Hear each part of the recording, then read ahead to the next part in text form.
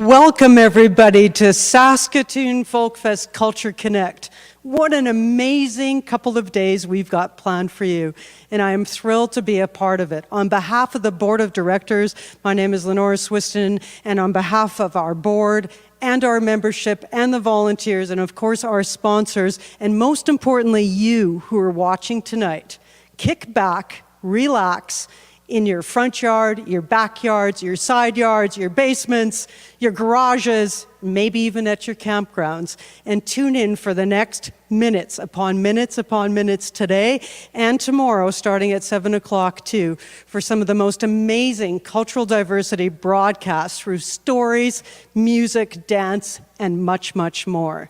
But to start us off in a good way today, I want to introduce Elder Natauhau, Elder Arnold Natauhau, who is going to start us off in a good way with a greeting and also with an opening prayer. Elder Natauhau, to you. First of all, thank you. Hello, friends. Well, welcome to this virtual folk fest. Nistam nanashkamal kimantumino. I'd like to thank the Creator for being here today. I'm going to say a prayer in Cree, and then I'll translate to English.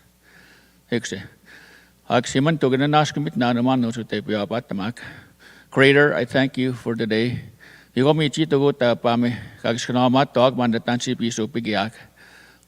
multicultural that most of us have grew to by looking at each other, our cultures, and teaching our cultures. My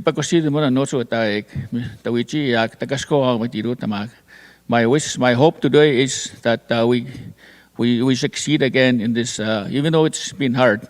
It's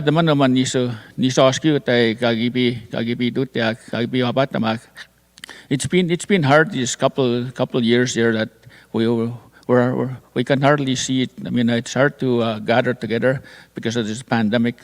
And yagong pagkasitaman tagaskoak tagisitayak umuta tagaskoak tawawichi toak, and to help each other and to be around the people that we're here to work together.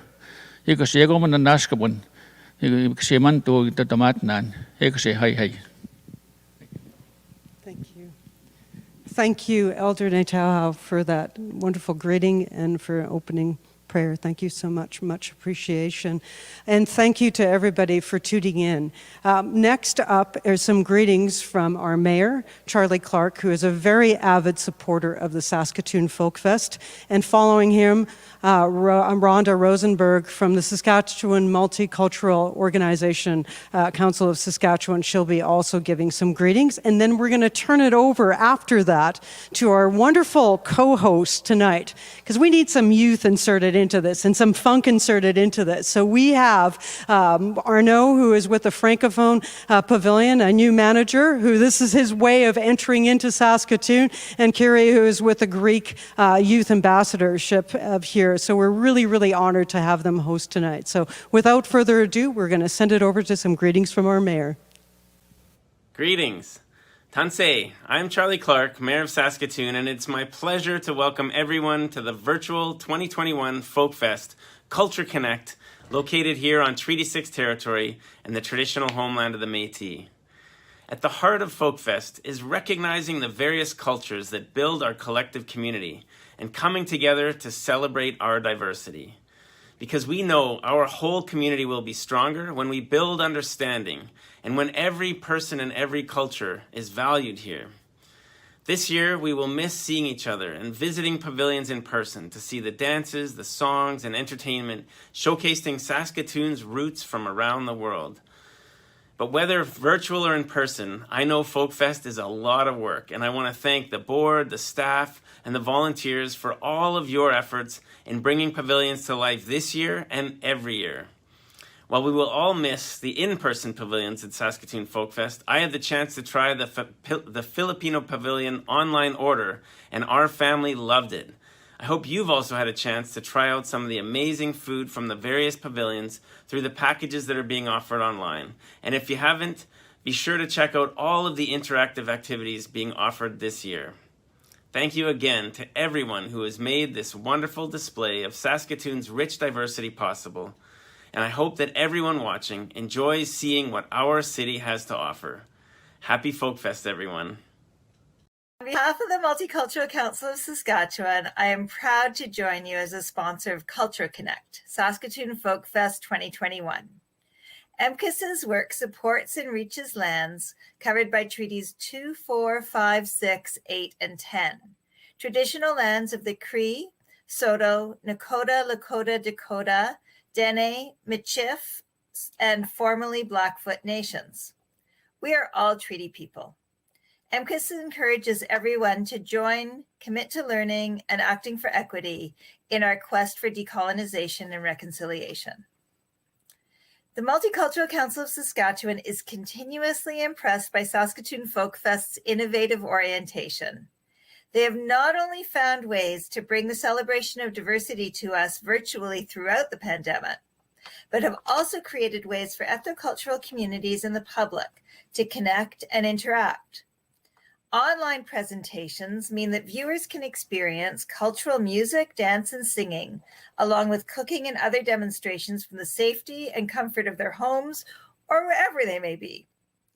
The determination to provide authentic interaction has resulted in activities that include cultural workshops to delve into specific topics with cultural mentors, online food sales, and meaningful sharing and discussion by hosts and moderators during the event. MCAS is delighted that we've been able to support meetings among multicultural festival organizers throughout the province this year, and FolkFest has proven themselves a leader in partnerships and collaboration. We're also funding new initiatives with youth ambassadors, resulting in both opportunities for deeper learning and sharing and intercultural connections. The cultural episodes and responses to questions from the public are not only creative expansions for FolkFest, but can be shared long after this weekend. The pandemic has exposed inequalities and injustices, as well as capacity for inventive adaptation.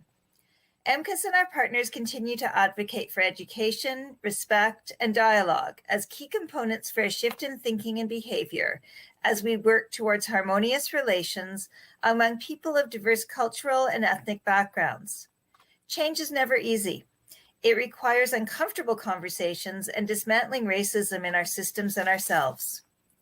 The 5 streams of multicultural work, cultural continuity, celebration of diversity, anti-racism, intercultural connections, and integration all speak to the need to form and nurture a cohesive community. We recognize that diverse perspectives can birth great ideas only in an environment that emphasizes mutual respect and consideration of each other. There is no question that FolkFest is part of this ongoing work. As we enjoy the 2-day summer event, may we use this opportunity to reflect on how our relationships with others can be strengthened as we keep our minds open to form new connections. We congratulate FolkFest and recognize Sask Lotteries, whose continuous support through Sask Culture allows us to create opportunities and support our members to bring to life the provincial motto, "For many people's strength." Thank you and enjoy these 2 evenings. On behalf of Well, thank you so much to Elder Arnold, Leonard, Mayor Clark, and Rhonda from the Multicultural Council of Saskatchewan for kicking off the show this evening. Bonsoir à tous, bonsoir à toutes. Good evening, everybody. My name is Arno, and I'm very thrilled and honored to be hosting the rest of the show tonight. And I'm very excited because this is my first Folk Fest. And I am even more thrilled to introduce this next segment, which was submitted by my pavilion, the Francophone Pavilion. I would like to take a moment to thank all of our sponsors, le Conseil culturel franc-saskois, Sask Lotteries, Sask Culture, and Patrimoine Canadien. Now, dear friends, get ready to enjoy the music of La Légende de Calamity Jane. For more than 30 years, Saskatchewan-born sisters Michelle and Annette Campagne have shared a musical bond and deployed a unique vocal harmony style. They will be performing their original song called Giddy Up, which is the cowboy call to move forward. Written during the pandemic, the song encourages people to band together through hardships.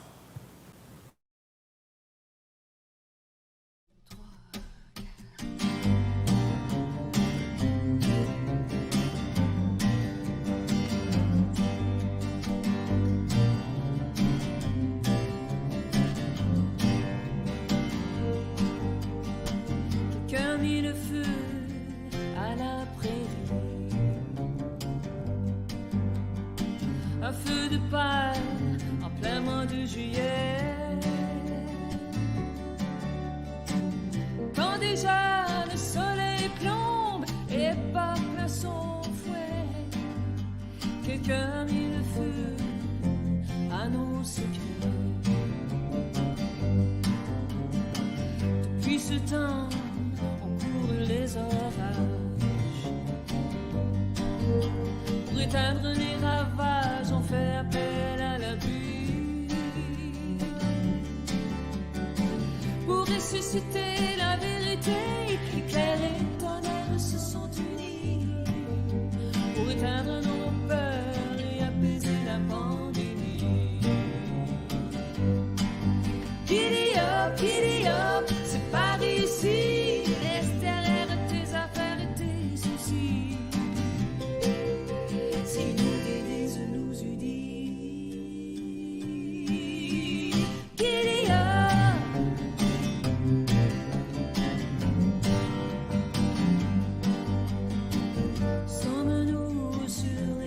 Du soleil, c'est le temps de briller comme une île source de lumière. Le monde ne sera plus jamais pareil, et tant mieux à mon avis. C'est le temps de briller plus fort que ce qui nous détruit. Giddy up, c'est par ici.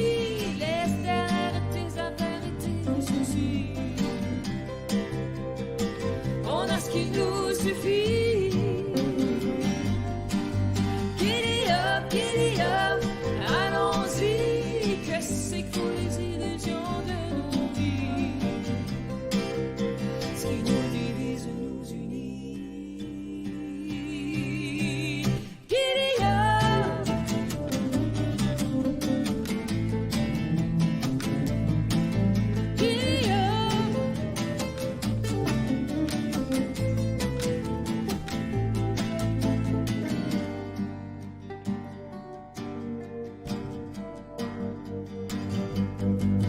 Giddy up. Giddy up, c'est par ici.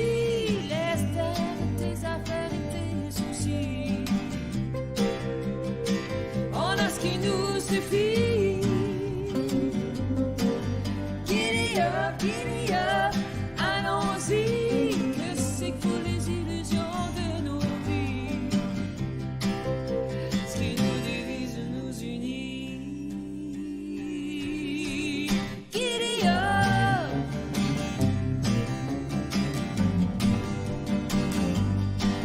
Giddy up.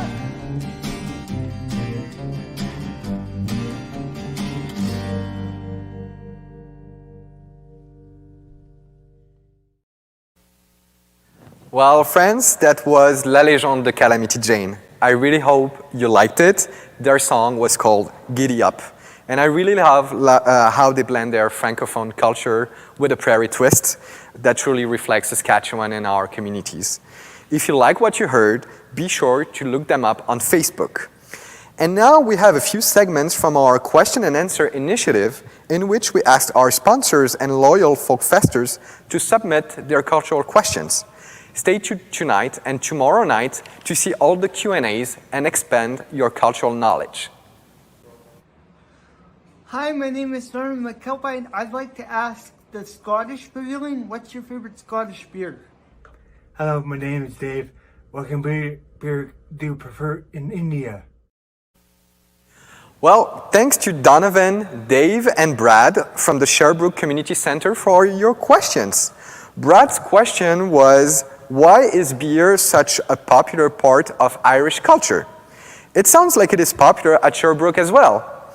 Well, beer is an integral part of social life in Ireland. People would often stop at the pub at the end of the day and after social occasions. Beer, like whiskey, is a popular drink. Hi, Dave. In India, alcohol, much like the country itself, it is diverse. Kingfisher beer is one of the most popular brands of beer. Beer drinking in India is not as common as in North America. However, it is gaining popularity. And now to Donovan's question. The most popular beer in Scotland is Tennent's, which contains 100% Scottish barley. Other beers that are popular to find in Scotland include Belhaven Best and Caledonia Best. We hope this helped you learn more about beer in various cultures. And now, while we are on the topic of beer, let's head over to the German pavilion. I hope you have already eaten your supper because they have prepared a very special food demonstration for us tonight, and I didn't want you to feel left out. They are going to teach us how to make beer goulash, which is literally beer and goulash, like goulash the stew, but with a German Pilsner added for that unique German flavor. So now let's get cooking. For this recipe video, I'll be teaching you how to make goulash. If you didn't know, goulash is one of the national dishes of Hungary and can be found all over Central Europe, and it's quite the popular recipe or dish in Germany. The ingredients for this recipe are standard, nothing too unusual. The main thing is having a good German beer, like a German Pils. While this recipe uses beef cubes, beef stew cubes, some recipes also call for either venison or wild boar for a goulash. Your first step is to peel and dice an onion, and then you set that aside. Step number 2 is adding oil into a big pot and browning all sides of the meat. You also want to make sure that you have nice brown sear marks on your beef chunks, which will add to the flavor at the end of the recipe. Next, you want to add your onions and cook for a few minutes, then add your tomato paste and cook for another few minutes. Once your onions are looking translucent, you want to add the beer to the pot to deglaze, making sure you get all the brown bits off the pot, and then you're going to cook it until the beer has reduced by about half. Once the beer has reduced, then you can add your beef stock, your thyme leaves, and the bay leaves. After that, you want to season your pot with salt and pepper and sugar. Cover it and let cook at medium heat for about an hour and a half or until your meat is tender. When you come towards the end of the cooking time, make sure to remove your bay leaves. Taste your goulash once again, and if you feel like something's missing, add a bit more salt and pepper to your taste, and then you can serve. To complete this meal, you can serve your goulash with either homemade spätzle, which is an egg noodle, or Serviettenknödel, which are napkin dumplings. I hope you enjoyed this recipe, and I hope you have a good rest of your time at Culture Connect Folkfest 2021.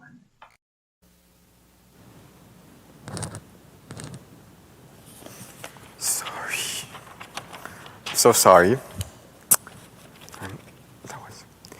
Well, thank you so much to the German Pavilion for sharing their beer goulash recipe. I can't wait to try it at home. All cooking demonstrations that you will see on Culture Connect this weekend will be available by mid-September on our website, saskatoonfolkfest.com. Now, I would like to meet our co-host for the night, Kira. Thank you, Arno. Hi, Folkfesters. My name is Kira, and I am this year's Greek Youth Ambassador, as well as your co-host for the evening. Welcome to Culture Connect. We have so much fantastic content in store for you today and tomorrow.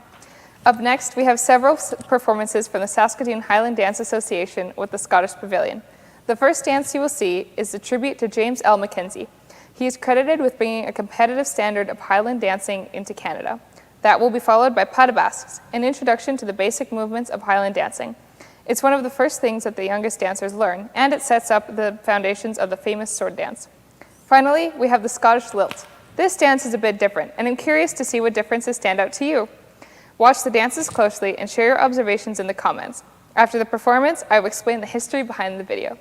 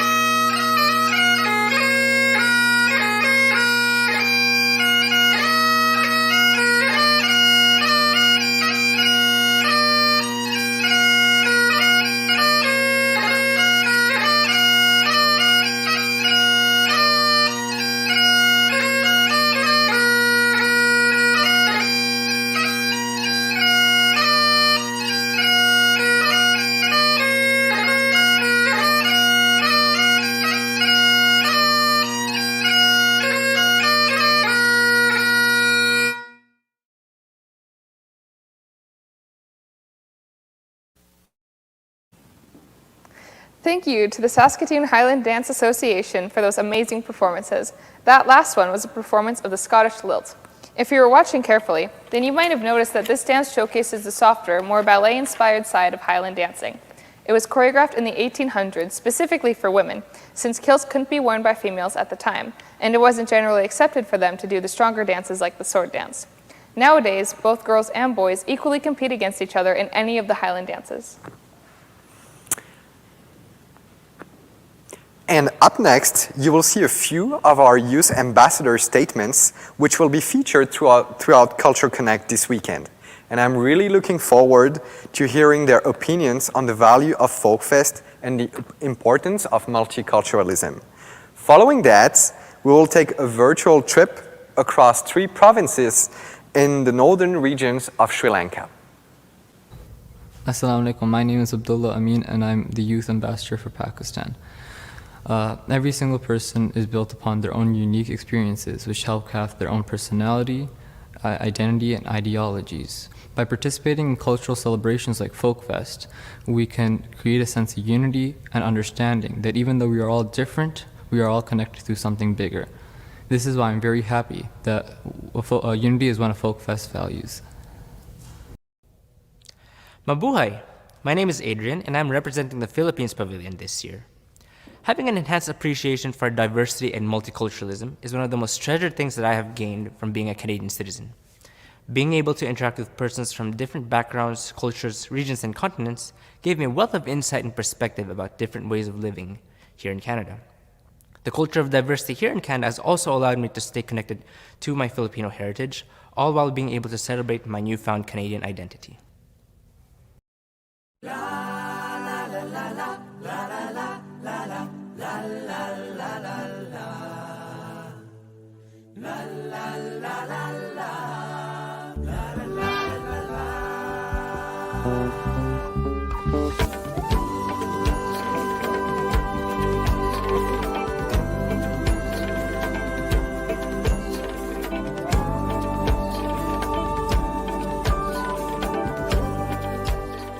Here we have Susari and Harshada representing the North Central Province of Sri Lanka wearing the traditional dress, the Kandyan.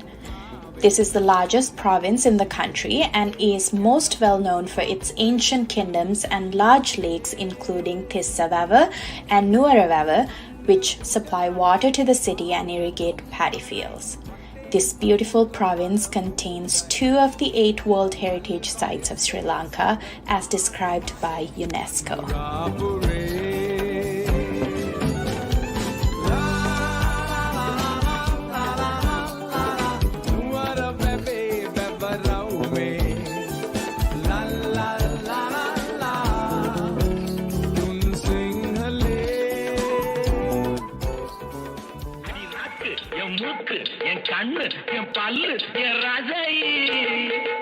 Next, we have Amaya and Yenuki celebrating the northern province in its typical dance or celebratory clothing worn by the Tamil people of Sri Lanka. The majority of the population in this region are Sri Lankan Tamils. This region experienced much of the hardships during the 26-year civil war and is slowly recovering. The people in the northern province are resilient and earn their livelihood as farmers, fishermen, and professionals in civil and business sectors.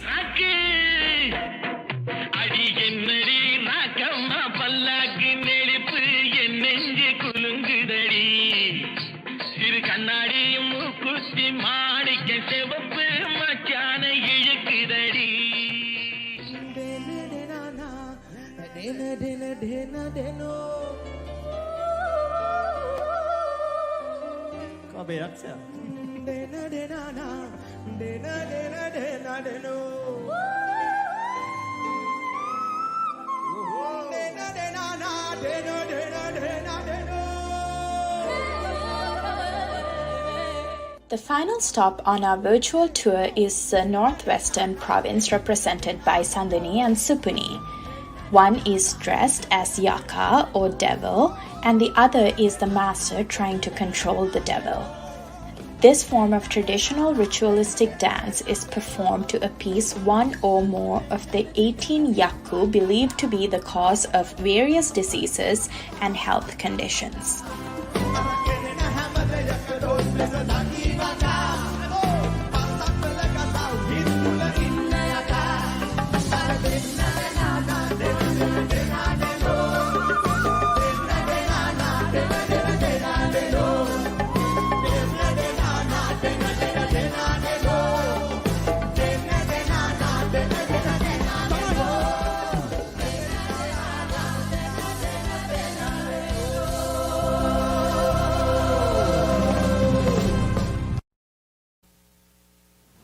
Well, that was a great and interesting tour.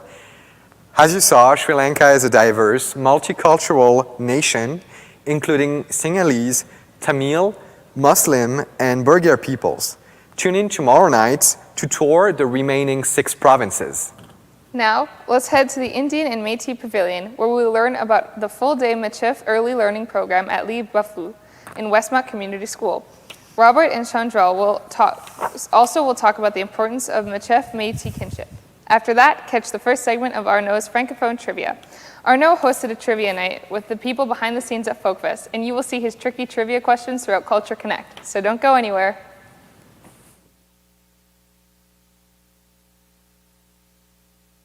Good morning, Chandra. Good morning, Robert. Bon matin, Tanshikia. Oh yes, in my language, Manantau, Kia. So. Je bien. Yeah, merci. Me too. I'm good too. Well, that's a good way to start things, eh? Talking in Michif and Cree. So. Wait, for sure. I just wanted to start this off. First off, sister, can you tell our audience about what heritage Michif is and how it's different from Northern Michif? I can share a little bit. I'm not a Michif speaker. I'm a beginner Michif language learner. Trying, my best in the community to work with community and our speakers. So my understanding, what I have been taught by our speakers is that Michif was that language of Red River. And when people dispersed from there, they went in different directions. And by traveling in different directions, our central and southern people kept that Michif language, which is referred to as heritage Michif. So it's Cree verbs and associated grammar, French nouns and associated grammar. And that is what we are doing at Westmount Community School, is the Michif, or what is now referred to as heritage Michif. Okay. Some consider it more endangered than Northern Michif. Why do you think that is? I think that, Michif is definitely, we came to that point where we are trying our best to revitalize it. Our speakers are few and they're aging. So in this central and southern part of Saskatchewan, we need to take good care of our Michif speakers, our Liplevu as well, that have those ways of knowing in that language, so that we can continue to reclaim and revitalize our language. It really is, our numbers our old people are getting older. So yeah, we're at that point.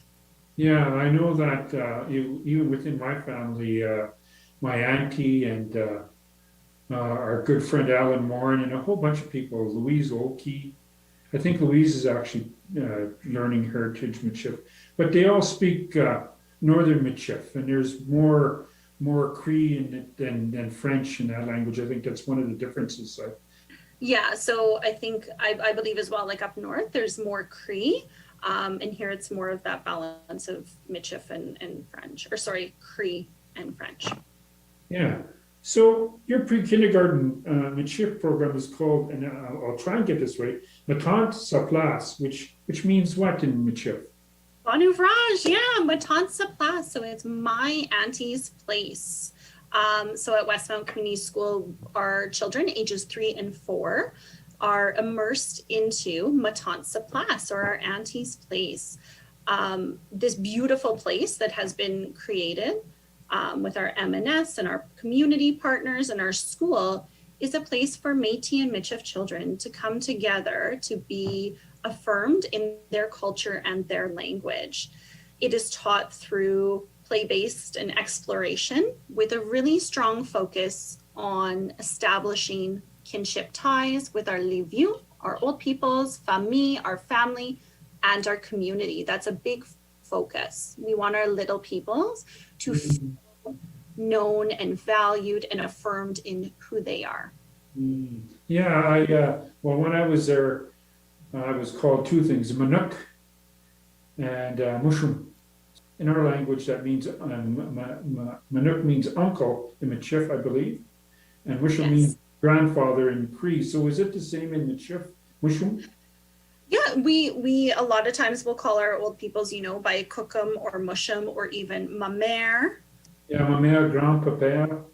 I remember those words when I was growing up in Duck Lake. So what does the learning for our children look like in Lee Buffalo? It's such a different experience. It's a beautiful opportunity. So our kids are greeted, some are coming on the bus, from our bus drivers to our parents that commute our children. You're greeted with bon matin, tanshikia, with the language. Yes. And it says who we are is our language. And so it's all about kinship ties for us. So making sure that we all understand that we all have a role in raising our children. It takes a village to raise our children. We really do believe that. Yes. They're so special for our children to be nurtured, make them feel like they belong, they are valued. They come into the classroom, they're greeted with a good morning. We meet show, we eat together, minakwe, we drink together. We have our glass of milk, we have our breakfast, we have our lunches together in a good way. We engage in traditional visiting. The children play at different play-based centers. So it's a ma maison, or my house. They have little houses with their petit baby that they play with their little babies. They're builders, they're explorers, they're scientists, and they're all learning this from an auntie. So the adult in the room is their aunt who cares for them and nurtures them. Our support staff, our educational assistant is their auntie. I'm known as an aunt as well. And we also have a Manook. We have Uncle Lloyd with us, Musham Norman, and just how important those male roles are in raising our children as well. So we're a nice, big, happy family that, our focus is language and culture. We're singing in Michif, we're playing in Michif, we're visiting in Michif. It's just such a beautiful opportunity. Marcy, Mina Kawapamitin, I will see you again. Okay, Marcy, bye-bye.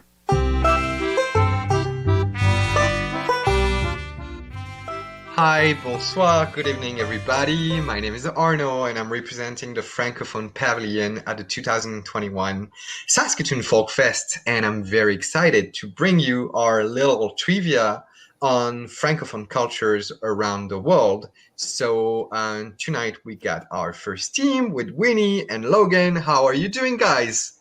I'm doing good, thank you. Very well. Are you guys excited to play and learn about the Francophone cultures? Yeah. Awesome. So let's get ready with question number 1 for you guys. Question number 1, how many African countries have French as an official language? Is that A, 11, B, 21, or C, 31? So Winnie and Logan, you'll have some moments to think about it. And we have more outstanding cultural entertainment on the way. And when we return with Winnie and Logan, we will find out which they have chosen as their final answer.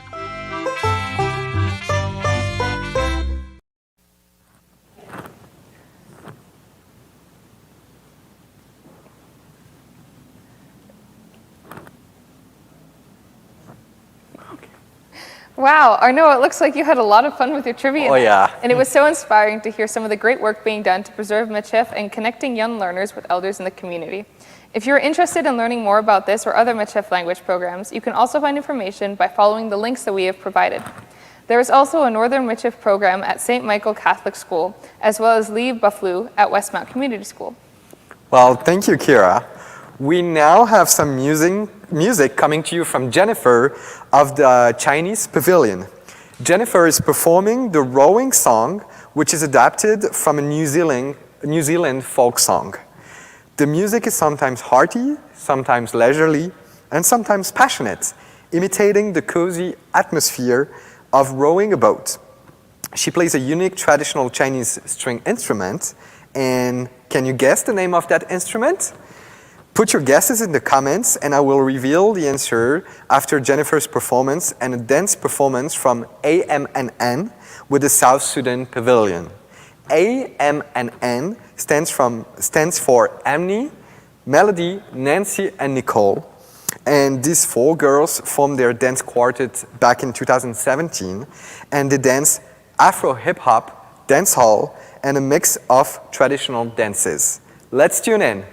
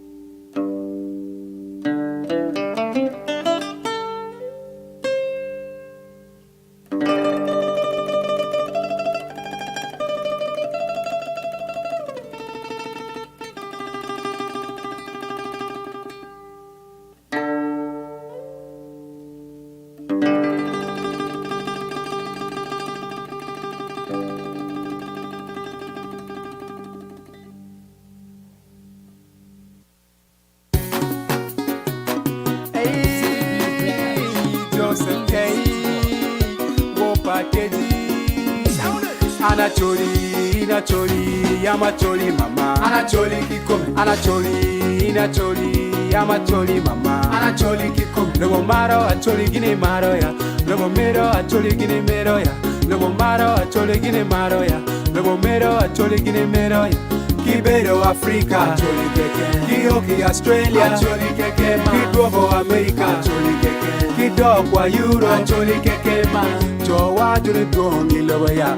Kakana unu duong iloba da. Ero dana miro war jogangwa. Acholi miwa wote kwarawa. You'd water board road kilo tomawa. Bien game aga yibo iloba wa. Wa Uganda, acholi keke ma. Yoi Canada, acholi keke ma. Sudan, Benin, acholi keke ma. Why Kenya, acholi keke ma. Anacholi, inacholi, amacholi mama. Anacholi kikome. Anacholi, inacholi, amacholi mama. Anacholi kikome. Lobo maro, acholi gine maro ya. Lobo mero, acholi gine mero ya. Lobo maro, acholi gine maro ya. Lobo mero, acholi gine mero ya. Anira nginya nginya, nginya nginya, ero nginya nginya, ero nginya nginya. Awobe kwea kwea, uru kwea kwea, kwea kwea, kwea kwea. Lodongo miera miera, ero miera miera, uru miera miera. Lodongo miera miera, uru miera miera, ero miera miera. Demon, demon, la lengua demon, demon, demon, demon, la lengua demon, demon. Anacholi, inacholi, amacholi mama. Anacholi kikome. Anacholi, inacholi, amacholi mama. Anacholi kikome. Lobo maro, acholi gine maro ya. Lobo mero, acholi gine mero ya. Lobo maro, acholi gine maro ya. Lobo mero, acholi gine mero ya. Kijila mako, memu jila pacholi ma. Kijila pacholi ma. Tego maro rugo, menu tego pacholi ma. Menu tego pacholi ma. Bul malago, menu bul pacholi ma. Menu bul pacholi ma. Ngeny malo ngenyo munu miel pacholi ma. Menu miel pacholi ma. Jomi mi lobo, menu jomi pacholi ma. Menu jomi pacholi ma. Girl mi lobo, menu girl pacholi ma.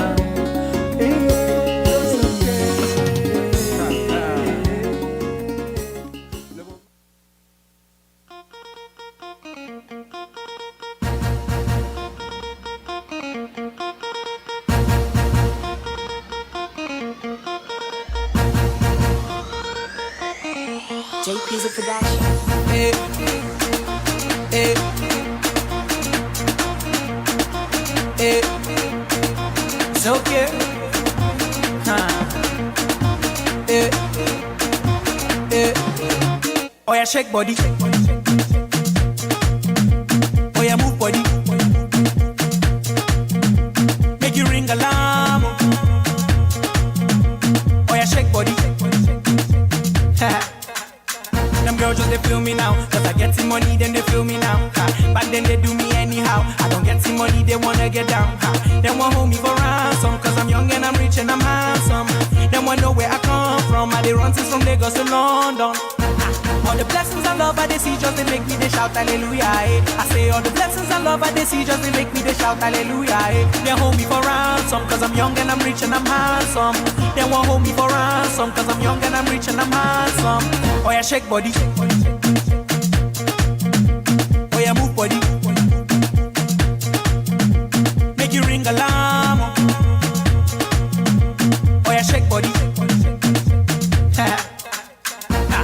De calema, sagacité, équilibré, farotema, décalé, décalé, cricata, cricata, cricata, cricata, cricata, cricata, cricata, cricata, pam pam, somunto, calopere, calopere, calopere. All the blessings and love I they see just they make me they shout hallelujah. I say all the blessings and love I they see just they make me they shout hallelujah. They hold me for ransom cause I'm young and I'm rich and I'm handsome.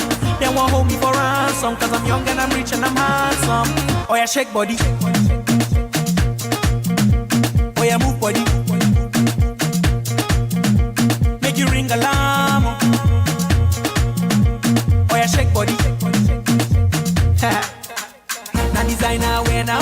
I be take all the girls on the wear now. I'm the man of the year now. And my music they blow everywhere now. All the way from KD. The whole world now just to hear me. My haters just to fear me. And nobody feed double dare me. All the blessings and love I they see just they make me they shout shout hallelujah, eh. I say all the blessings and love I they see just they make me they shout hallelujah, eh. They hold me for ransom cause I'm young and I'm rich and I'm handsome. They won't hold me for ransom cause I'm young and I'm rich and I'm handsome. Oh yeah, shake body. Oh yeah, move body. Make you ring alarm. Oh yeah, shake body. Coupe de calema. De calema.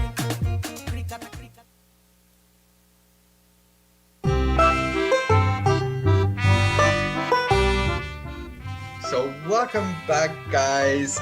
So we were playing with that question: how many countries in Africa have French as an official language? 11, 21, or 31? Welcome back, Winnie and Logan. You had some time to think about a good answer, so let me know your thoughts.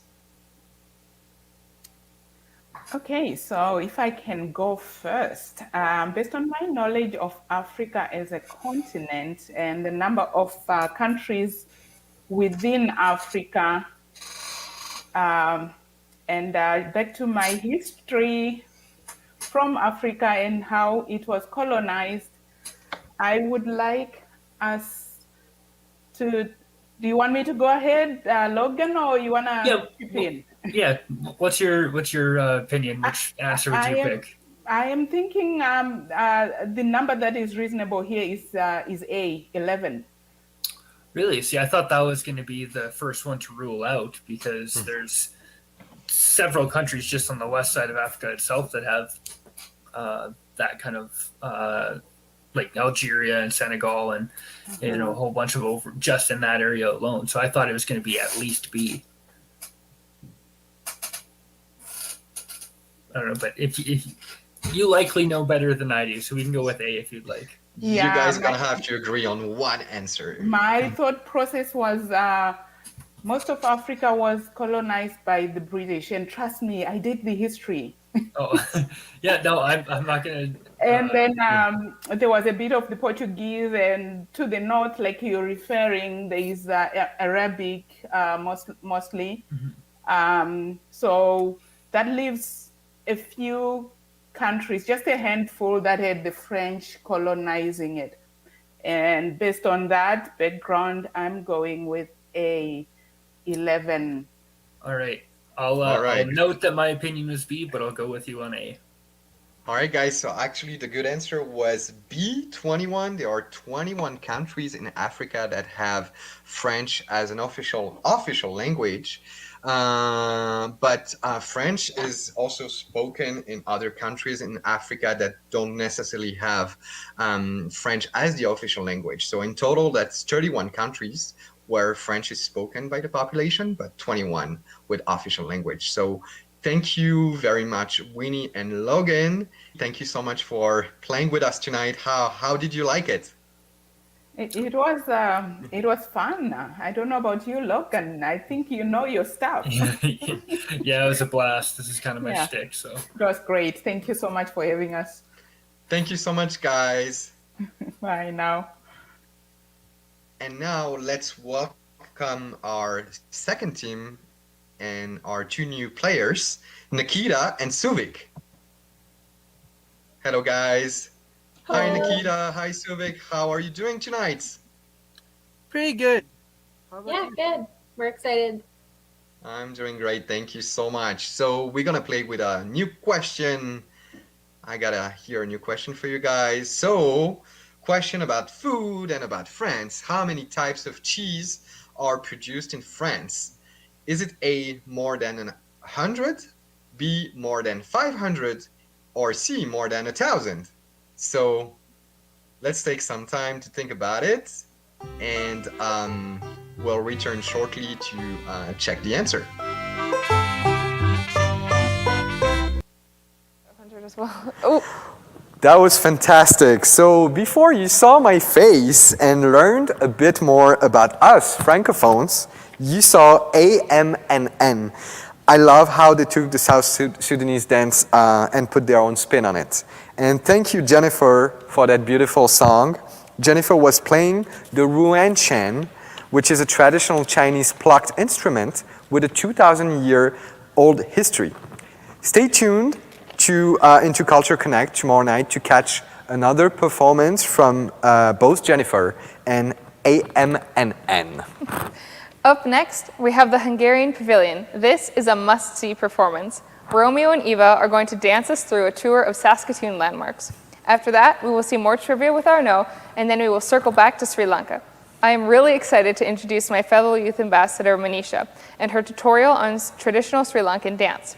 Many of us ambassadors have been working hard this summer to create cultural episodes, which offer an in-depth look at an aspect of our cultures.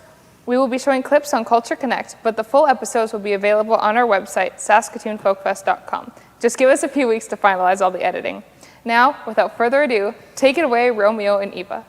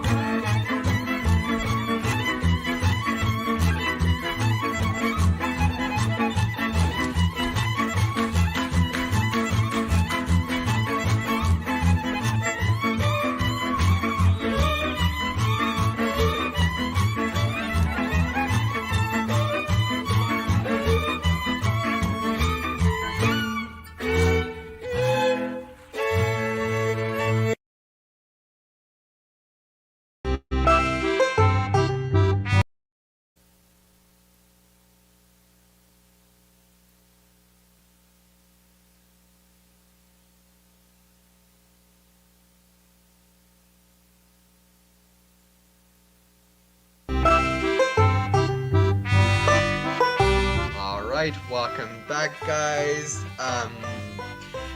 So we had this question about cheese in France. Let me remind you of this question that was how many types of cheese are produced in France? A, more than 100, B, more than 500, or C, more than 1,000. So what are your thoughts, guys, on this question about food?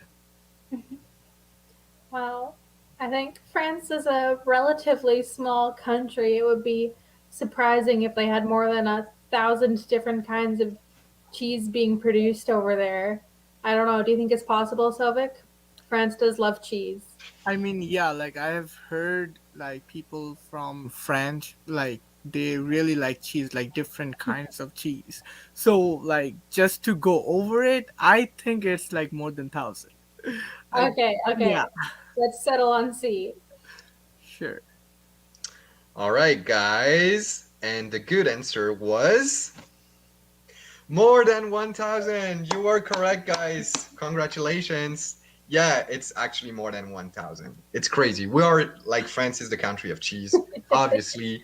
The reason why we have over 1,000 is because like every village, almost every village, like every small town in France produces its own cheese, and that's why we have like a tremendous number. Sometimes, like, you know, it's uncountable. Like sometimes we have a new cheese, Just like laying every on year. Yeah. So congratulations, guys! You answered correctly. I hope you had fun. Thank you, Nikita, and thank you, Suvik. And I'm going to welcome our next team, team number 3, with Teresa and Ian. How are you guys doing tonight? I'm well, thanks for asking. Thanks for having us on. Thank you so much for being with us. So, now we're going to check a new question about Francophone cultures. How many people have French as their first language in Saskatchewan? Is it A, about 14,000, B, about 24,000, or C, about 54,000? So you're going to have some time to think about it and to guess the answer. Stay tuned for more great cultural entertainment, and we'll be back shortly.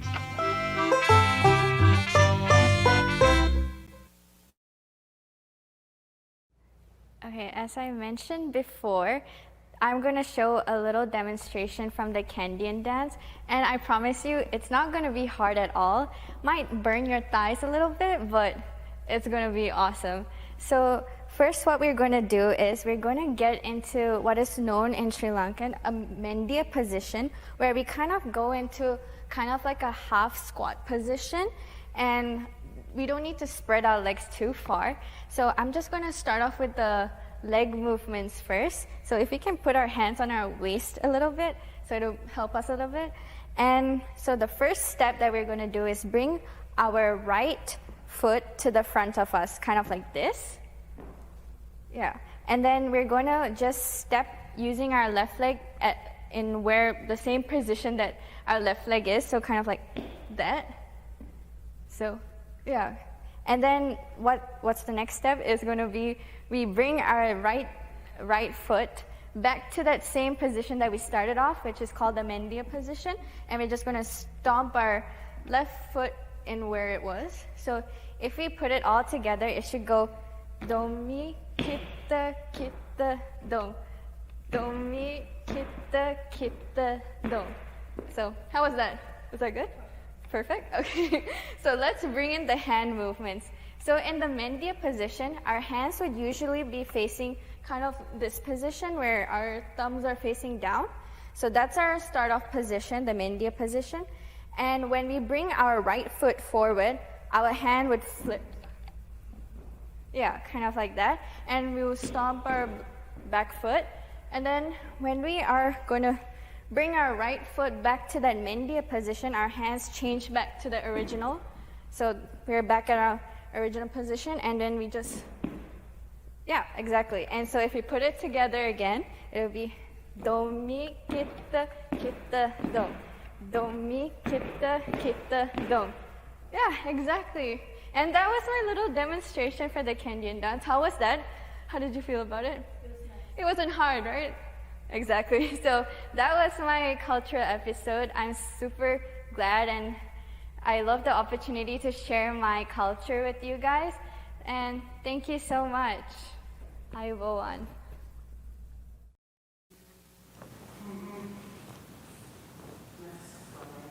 Didn't that look like fun? Thank you, Manisha, for teaching us a little bit of Sri Lankan dance. To watch your full cultural episode and to learn more about Sri Lankan dance, go to our website, saskatoonfolkfest.com. And a big thank you to Romeo and Eva from the Hungarian Society of Saskatoon for that fantastic dance performance. And thank you so much, guys, for sending your comments. I am now really excited about the next segment from the Chinese Pavilion. Chef Annie Zhang from Delight Plus Chinese Cuisine is going to demonstrate how to make a squirrel fish, which is a fish that is specially prepared to look like a squirrel. Now this video shows the steps of deboning a whole fish, which some might find difficult to watch, so please be mindful. Also, please note that the following video might cause you to experience feelings of extreme hunger. This will be followed by more francophone trivia with yours truly and a few more statements from the youth ambassadors. Please enjoy. And if you are a fan of a 50-50 draws, check out Saskatoon Folk Fest, 5050.ca. For our first online 50-50, the draw will be Tuesday, August 24th at noon.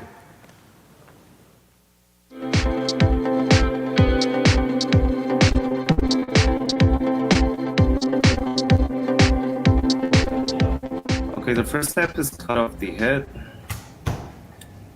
Yeah. And you cut off the fish chain, like to each side. It is very important to make the whole dish look like a squirrel. Yeah, like how do you make a fish look like squirrel? Yeah, and you save the fish chain and the head. And right now you just cut off all the meat, like the both side of the meat, and make sure it's boneless.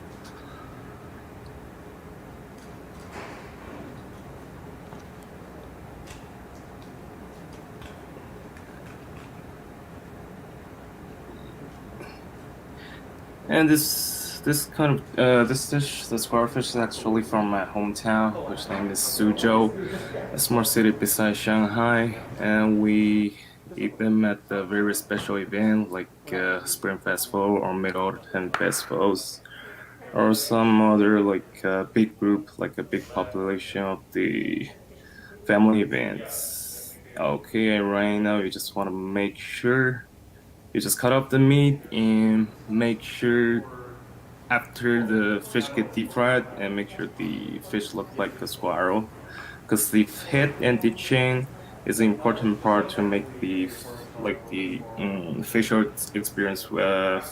Make sure the fish look like a squirrel head, and the meat when you cut like this to make sure it looks like a squirrel body after deep fried.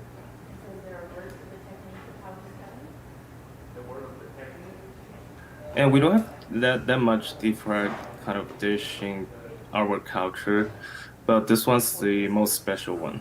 I think should be the most famous one of the deep fried fish.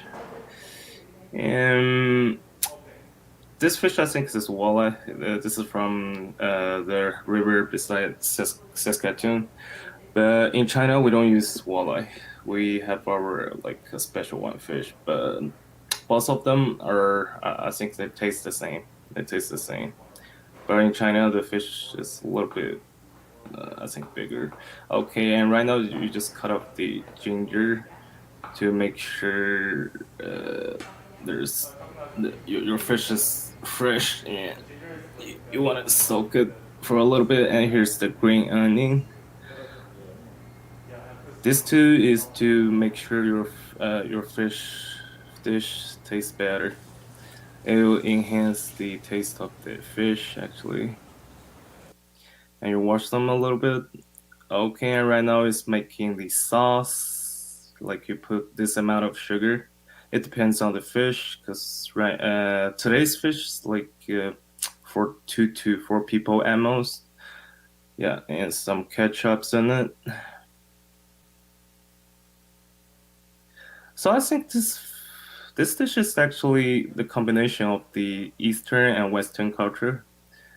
Because as you see, we have a lot of sugars and ketchup in it, but we don't really use them in most of the Chinese dish.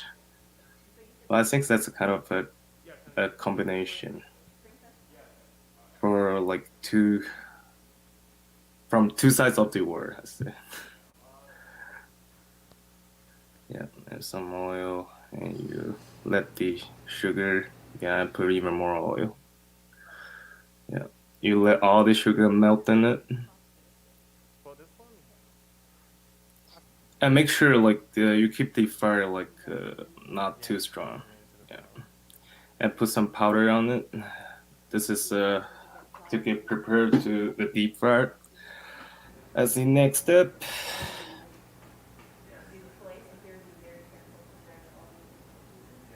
Yeah, even without deep frying, you can see it.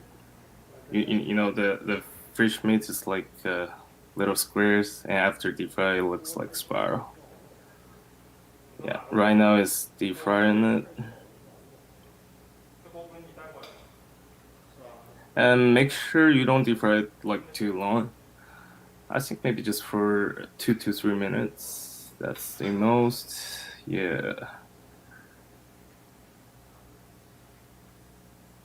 And like a squirrel, right? As you can see, there's like 2 ears, the squirrel head. Yeah, and make sure the meat look like the squirrel body, and the tail.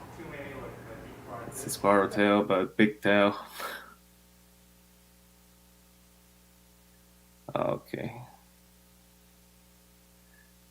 And you put on the sauce, the ketchup sauce, and the 2 tiny eyes.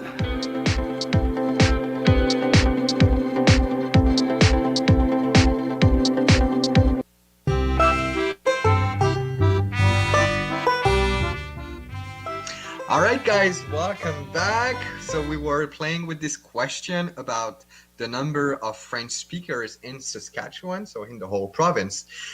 You had 3 choices, 3 possible answers: about 14,000, about 24,000, or about 54,000. Ian and Teresa, let me know your thoughts. Teresa, why don't you go first? Because, geez, I'm not sure. I really don't know. Oh, this is a tough one. I think Arnaud's trying to catch us in something on this one. Yeah. My gut is telling me that 14,000 is low, but I think Yes. 54,000 is high. So I'm tempted to just stick in the middle with that 24,000, but I don't know. First language. So that means that it's the first language, not a Oh, language it's first French language, as a not second spoken. language. So I'm wondering about that. But Yeah, in a maybe. province of 1 million people, I think there would be a lot. But I think of my circle of friends and how many people I know that their first language is French, and there's not that many. But I don't know if I'm in a good example of Yeah. engaged in the Francophone community. So I think 24 or 54,000 would be my guess. Okay. I think 14,000 is a little low. I'm trying to think of on a test. They always say, "See if you're in doubt." But I don't know. Can we do that, Arnaud? Can we just take a guess? All right, so what's your final answer, guys? The right answer is our final answer. Yeah. All right, so we're gonna discover. Yep. What do you think, Teresa? We should pick one. Well, let's go with 24,000. 24,000. B, 24,000. Final answer. All right, final answer. Do-do-do. And the right answer was 14,000. The question again, I try to trick you guys. So we were talking about the number of people that have French as their first language. So it's only 14,000 people, so about 1% of the population in Saskatchewan. However, if we talk about the number of people that can speak both languages, Right. the number jumps to about 50,000 plus. So around 5% of the population is bilingual. So Is that something that is self-declared? Could I say I speak French and there's no test as whether I'm actually fluent enough to say that, or? it depends on how comfortable you are with speaking French or understanding French. But yeah, I think this number is shows like people that are comfortable in both languages. Yeah. Thank you so much for letting us play. You're very welcome, guys. We'll try and do better in round 2. Yeah, for sure. Round 2 is coming shortly. So thank you so much, Teresa and Ian. And we are going to welcome our team number 1. Team number 1 is back. Winnie and Logan. How are you doing? We're doing good. Can't wait for question 2 for us. Yeah. So we played with African countries just before, and now let's discover a new question. About cinema, movie. Who has been the only French actor to win an Academy Award? Was it A, Jean Dujardin, or B, Gérard Depardieu, or C, Omar Sy? Omar Sy. So you're gonna have like a few minutes to think about the right answer. And in the meantime, there is a lots of fun cultural content coming right up. We'll be back with you shortly. Enjoy! Hello, I'm Jessie. Folkfest is an outlet for learning about other people's cultures. When we learn about multiculturalism, we broaden our experiences and learn and grow as people. At Folkfest, we get to experience different aspects of other people's cultures such as dance, food, and customs, and this draws us closer together. Ayubowan, my name is Manisha and I'm from the Sri Lankan Pavilion. Folkfest means so much to me as it is a beautiful way to unite people as we learn about the different cultures in our city. I am so grateful to be a youth ambassador this year as I get to meet new people and learn about their cultures as I share my own. Thank you. Hi, my name is Melody from the South Sudanese Pavilion. Being able to be active in my community and culture is one of the many things I'm grateful for. It gives me a chance to share my culture with others. Folkfest helped me and many others share culture in Saskatoon. Well, thank you so much, youth ambassadors, and thank you to the Chinese Pavilion for that demonstration of how to make scroll-shaped fish. I don't know about you, but my mouth is watering. I am so excited to watch this next segment from the Kumintang Folkfest Ensemble, representing the Philippines Pavilion. They have two dances for us. The first is called the baston, and it is a Spanish-influenced dance where men proudly perform with the baston, which is a cane. The second one is called subli. This will be followed by the final segment of trivia with our No. Enjoy!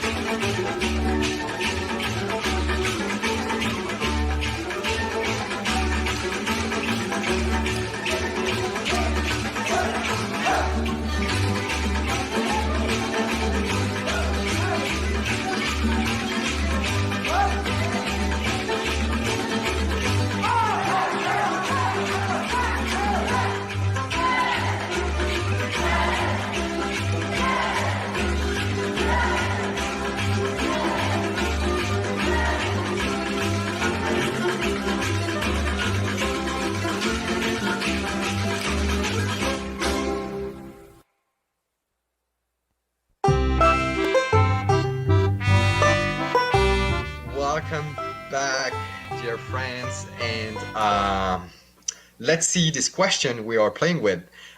Who has been the only French actor to ever win an Academy Award? Was it Jean Dujardin, or Gérard Depardieu, or Omar Sy? So let me know your thoughts, guys, on these questions on cinema. So I'm really counting on you, Logan, on this one. Betting on the wrong person. I'm not familiar with any of these people, so Have you been watching the Academy for the I past don't few watch the years? Academy regardless, let alone for particularly French actors. I just like the sound of B. Yeah, I was drifting towards B as well. Get a shot in the dark, but that's So yeah, alas, my knowledge is not very strong in this area. and mine as well. I'm just winging it like you here, and keeping my fingers crossed that we're going with the correct one. So, do you want to make the call? Yeah, let's go with B. It was right for me last time, so. All right, so your answer is registered, and the right answer was Jean Dujardin. So sorry, guys. Jean Dujardin was the right answer. So Jean Dujardin actually won the Academy Award for a mute movie called The Artist, black and white and mute, that was released, I think, around 2012, 2013, and he was like the first male actor, French male actor, to win this award. Gérard Depardieu could have won one also. He had like a tremendous career that is not obviously over. He's still with us. He starred in like a certain number of big American production, and Omar Sy is a younger French actor who starred in the last Jurassic World, the X-Men, and who is also starring in a great TV show that you can find on Netflix called Lupin, Lupin.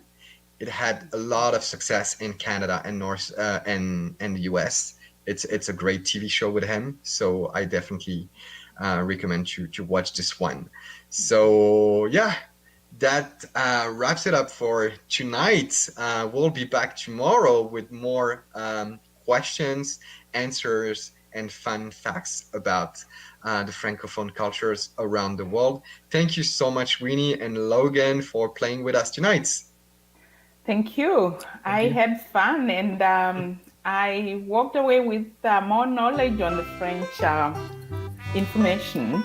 That's awesome.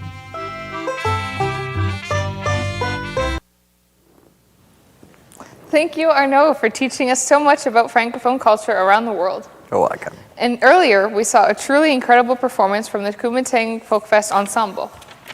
They are based here in Saskatoon, and dancers of all ages are invited to meet new friends, learn about Filipino culture and history. Well, thank you, Kira. Next, we are heading to the Indian and Métis Pavilion with Flo Lavallée. She's a doctor of natural medicine who has been working here in Saskatoon for over 40 years. She'll be talking about the broadleaf plantain, an herb with medicinal and nutritional values. And after that, the 2021 recipient of the Dr. Kalra Award will be announced. Let's tune in.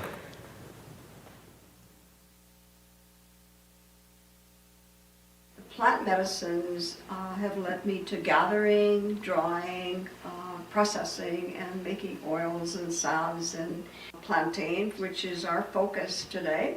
It grows everywhere in the universe, and so in Newfoundland, Australia, New Zealand, they call it Englishman's foot. In Canada, in the 1800s, they called it white man's foot, and they believed that everywhere the white man stepped is where the plantain grew. The plantain is basically quite unique in its own right. It has ribs in it, just like the person, 5 to 7 ribs. It has a pistil right in the dead center, which is the male part of the plant. So the plant has a male and a female. And so therefore the seeds are basically the female part, but the pistil itself is male. A plantain, you can use the whole plant. Some plants you use just the leaves, others you use the bark. When I pick berries, I find the companion, and like Labrador tea is the companion to the blueberry. So therefore plantain and the dandelion are companions. So usually when you find one, you'll find the other. And when the seeds are fairly fresh and fairly new, when you squeeze the tip, gives off a mucilage, which is like aloe vera, for instance, almost like an alointin, which is a cell proliferant. I use it for horses because I work with the Northern Professional Chuck Wagon Association. Horses have cuts and maybe bruises, so I make a poultice with or a wrap with the plantain leaves for the human for burns and cuts and scrapes, but also good for bites and stings. Seeds can be gathered and collected in a brown paper bag downwards, and so therefore when the seeds are dry, then they can fall off on their own. Using that finger motion, you can basically get the rest of the seeds off. Now you can either plant them, or you can also make flour with them, and so you can make pancakes, you can make different types of dishes. The ribs and all of the nutrition that comes from the chlorophyll in the plant has a lot of healing properties as well. You can make a tea with it as well, and so the tea's in a loose form, and whoops, and there we go. And also I like to use it as a tea because of the fact that it basically heals the hemorrhoids. Usually hemorrhoids are associated with birthing. And never boil the leaves, just let them simmer. And then you can let them cool and drink it tepid. It basically goes directly to the break or to the area of the body that's necessary. The native community call it bone set, and it's for broken bones and fractures, this type of thing.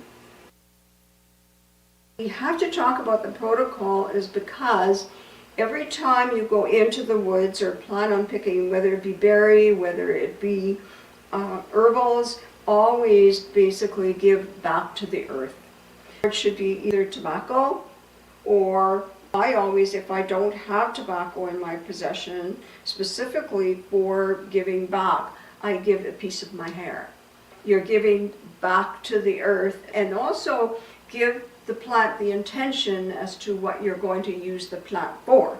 If you're going to use it, say to give to an elderly person who maybe has a cold or a flu or an illness, you would want to gather that herb or that plant. You give the intention as to what you're going to use the plant for. The other thing that's interesting is never take more than what you need. A lot of people go and they gather everything that's in sight, and that basically is not part of the protocol. I always pick from the east in a plant, and then I always work my way around that plant. The sun rises from the east, and the more nutritious component of your plant comes from the east. Never pick alone. Have someone with you that's basically savvy in picking herbs and the nutritious part and component of the plant. We always have to remember that replanting, reseeding, regenerating, renewing, those are all part of an herbalist protocol. The drying, of course, is really important, so never use a microwave, never dry in the sun, always use a clean cloth. The cloth comes from the earth. When you lay a cloth, like a tablecloth like this, or a towel in your garage, and then just let it dry normally, and I put them in a paper bag, and then I emulsify them, and then you can put them in, various containers and various bags to store them. My sister, Rilda Schindel, actually made these. I think that it's really important to make sure that you're in a good special place when you go gathering with plants. And it's interesting how even your psyche changes from the time you go into the woods and then you come back with your plants. What the gathering is the more spiritual way of honoring the plant as well, because of the fact that the plant gives to you, but then you give back to the plant. And that's the most spiritual part of gathering and the herbalist tradition as well. Good evening. I'm Jay Kalra, and I love Folkfest.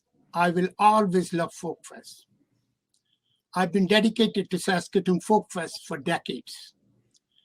A commitment to community and volunteer service has been tantamount throughout my life.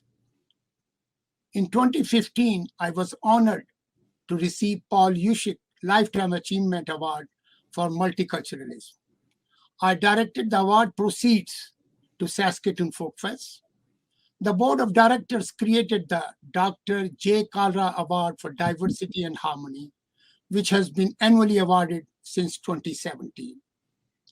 Nominees for this award must have a strong involvement with a Folkfest pavilion or other cultural organization, be an active member of a cultural organization, or have demonstrated a commitment to culture and heritage through multicultural involvement, show strength in the areas of leadership, culture enhancement, promoting diversity, volunteer work, and/or extracurricular activities, and have demonstrated contribution to diversity and harmony. In every one of these categories, the 2021 recipient has creatively and perpetually excelled. It is with absolute pleasure that I congratulate Natalia Mason on receiving the 2021 award. Natalia has a strong family, cultural and community roots, and continues to contribute to numerous organizations, including a long-standing connection with the Folkfest Caribbean Pavilion. Through her nomination, it was evident that she exemplifies the spirit of community participation and integration, a fundamental characteristic of our heritage and identity that are integral to this award. Natalia Mason is an outstanding, inspiring choice for this year. With this, Natalia, would you like to say a few words, please? Absolutely. Thank you so much, Jay. It's an absolute honor to be receiving this award from Saskatoon Folkfest. Folkfest has been such an integral part of my life since I was 12 years old. I grew up performing on the stage at Folkfest as a youth ambassador, dancing, playing in the steel band, and it's always been such an important connection for me to have to both my community and to my family. I'm really, really grateful to this organization for all of the opportunities that it has provided over the years, for the chance to grow as an individual, to learn so much more about myself. I'm also just really grateful to have had the opportunity to spend so much time with my family, with my mom, Wendy, my dad, Nestor, and my brother, Christian. Anyone who's involved with Folkfest knows that it's an incredible amount of work, really long days, and sometimes even longer nights preparing for the festival and helping to make things happen while Folkfest is running. But I wouldn't trade all of those years backstage in the kitchen or just out in the crowds for anything. So again, thank you to yourself, Jay, obviously, and also to Saskatoon Folkfest for this amazing opportunity. Thank you, Natalia. Awards recipients choose a charity of their choice to receive $1,000 contribution.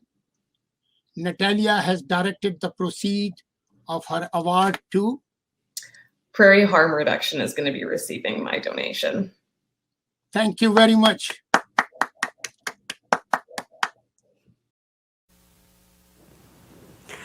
Well, congratulations to Natalia, and thank you, Flo, for sharing your knowledge with us today. I think we have all learned something about the versatile plants and how to forage respectfully. Do you love Indian food? Well, then you're in luck, because next we have a cooking demonstration from the India Pavilion. Kiran will be showing us how to make a staple dish in many regions of India. This flavorful dish mainly consists of chickpeas and is often served with naan bread. The food demo will be followed by the Concordia Alpen Rose dance group. They have been showcasing German and Austrian culture since 1981, and today they will be performing Finsterauer Landler. Without further ado, let's tune in.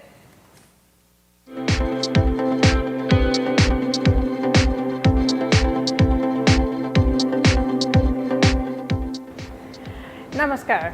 I'm Kiran from the Indian Pavilion, and today we are going to be making chole bhature. You guys might have heard about chickpea curry and the deep fried naan bread, or a puri or a bhatura. You know, that sounds like a yummy, delicious thing. You know, chickpea curry everybody likes. And this specific item comes from the northern part of India. The chickpeas that I have soaked for overnight. So it kind of looks like this when they are soaked overnight. Let's add these chickpeas in a pressure cooker.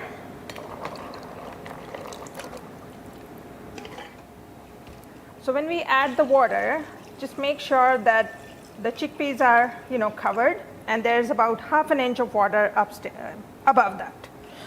Now we put in a tea bag, couple bay leaves, a stick of cinnamon, and 3-4 cloves, and 1 or 2 black cardamom. And now we're gonna close and let this cook. Okay, so by the time the chole is pressure cooking, what we will do is get the dough for the bhature ready. So what I have got here is the all-purpose flour, or the maida we call, and then that's about 2 cups. Just make an incision, right in the middle, where we are going to be using some dry yeast.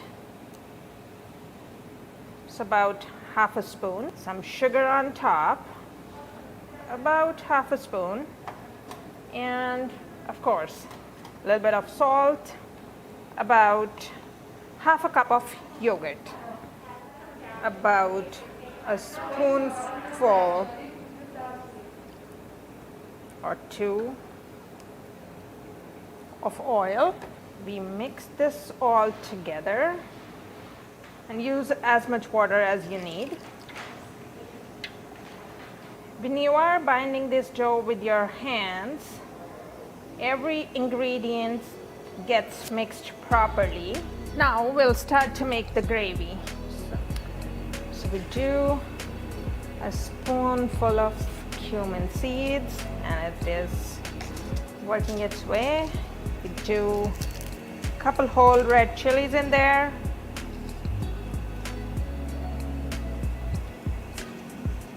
I love ginger. We go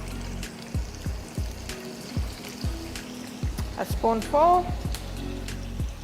And with the green chilies, what I do is I slit them a little bit and then put them in whole, so that who doesn't like it can take them out. Add onions. I've got 1 big onion in there. And now we're gonna saute it till this becomes golden. And your chickpeas, super nice brown color. See quite a bit of golden in there. And now we add in 1 big tomato chopped. And our spices. So we got red chili powder, that gives a nice color. And this one's more color, not that spicy. Coriander powder. It balances all your spices, so be generous. About ½ a spoon of pomegranate powder, and the chole masala. You can find it at any grocery store. So what we're gonna do is add the chickpeas in there. See that water.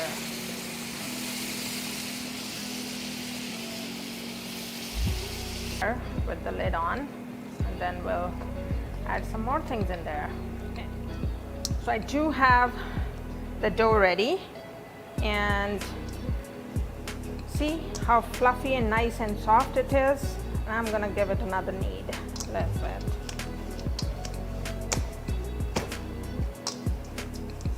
we already know the salt is all good.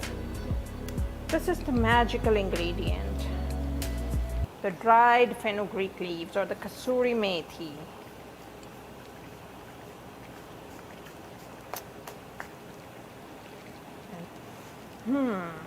Smells good.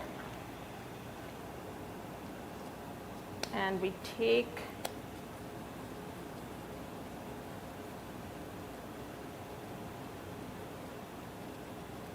and we roll a ball, basically.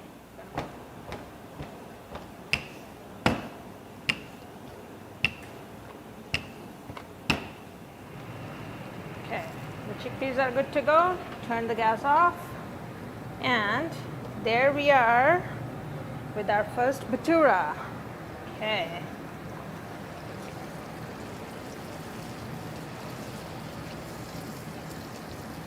And it's gonna be nice and super nice.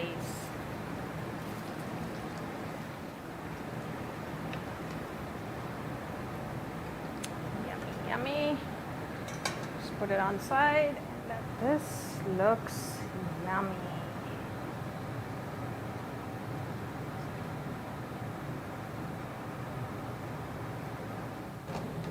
And of course, some green chilies.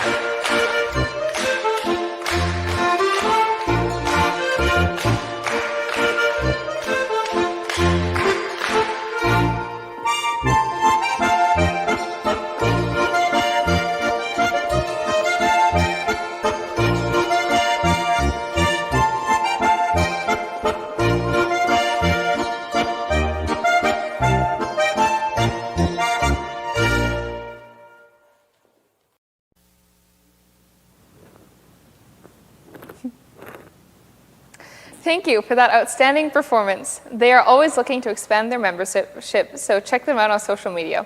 Before that, Kiran from the Indian Pavilion shared her delicious food secrets with us.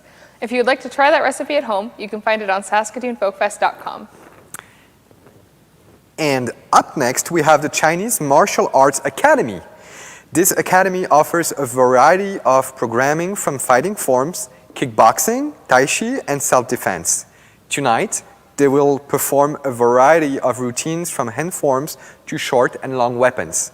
After that, we have a Q&A with the Chinese Youth Ambassador, followed by the talented vocalist Kila Caudillo with the Central America and Mexico Pavilion. She will be performing Copitas de Mezcal, Please enjoy.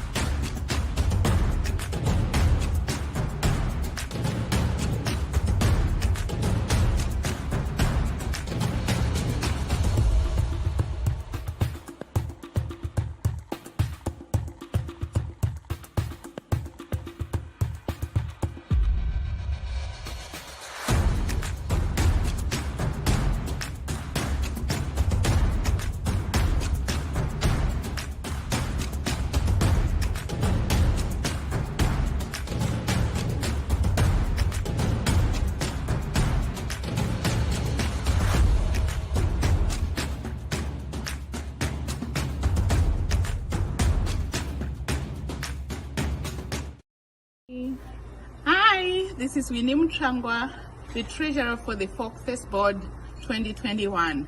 I have a question for the Chinese Pavilion. We all know that the dragon is historically an important feature for important Chinese events like the Chinese New Year, the Chinatown fairs, and of course the Saskatoon Folkfest. Can you explain to me why the dragon is such a symbolic feature in the Chinese culture? Thank you. Ni hao, I'm Angie with the Chinese Pavilion. Thank you for your question. Dragons have been an integral, fascinating, and revered part of Chinese culture for thousands of years. These legendary creatures get their appearances, abilities, and powers, such as transformation and flight, from animals across China. Chinese dragons are significant to the culture and history in several various ways. For instance, their tight association with spring, rain, and agriculture makes their relationship with water incredibly revered, especially considering that Chinese New Year celebrates spring, the rainy season. Perhaps more notably, however, the dragon has come to symbolize good luck, strength, and wealth. Historically, the dragon was associated with the Emperor of China and represented imperial power, loyalty, and nobility, so that over time the symbol has become increasingly respected and admired.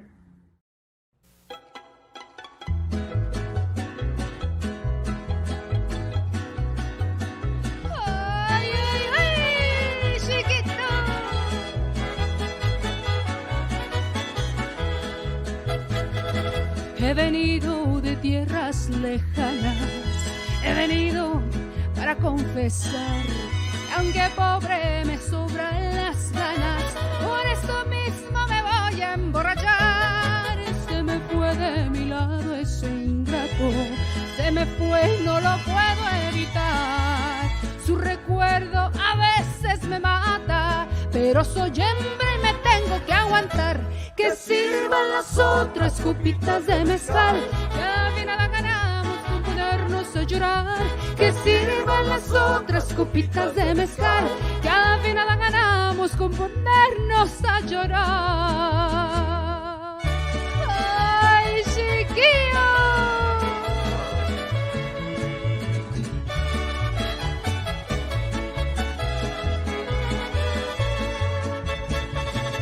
A little bottle of tequila is what I would like to drink.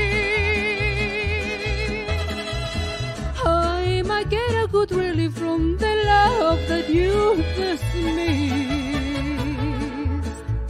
A little bottle of tequila is what I would like to drink.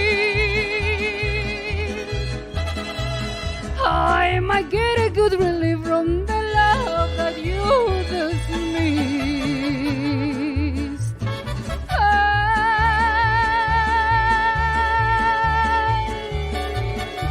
My life without you, what I'm going to do? 'Cause the bottle of tequila make me lose almost everything. Pues más o menos cuánto. Kind of everything. Írala, írala. Oh,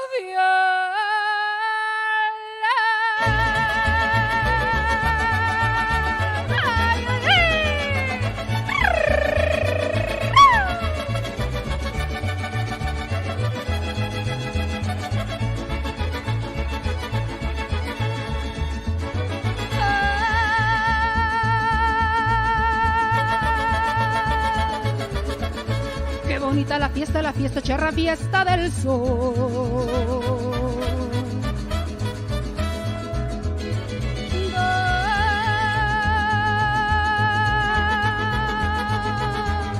De los hombres valientes traen con su canto la animación.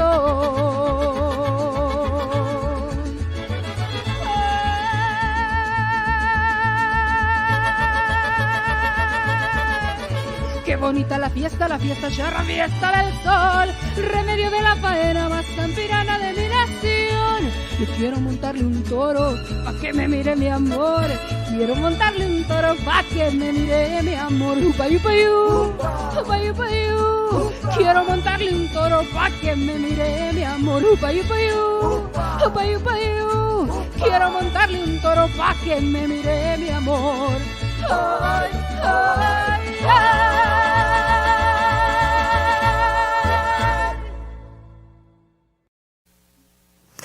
A round of applause for Keela. That was so much fun. Be sure to tune in tomorrow again to catch another song from her. Before that, we saw a wushu performance from the Chinese Martial Arts Academy.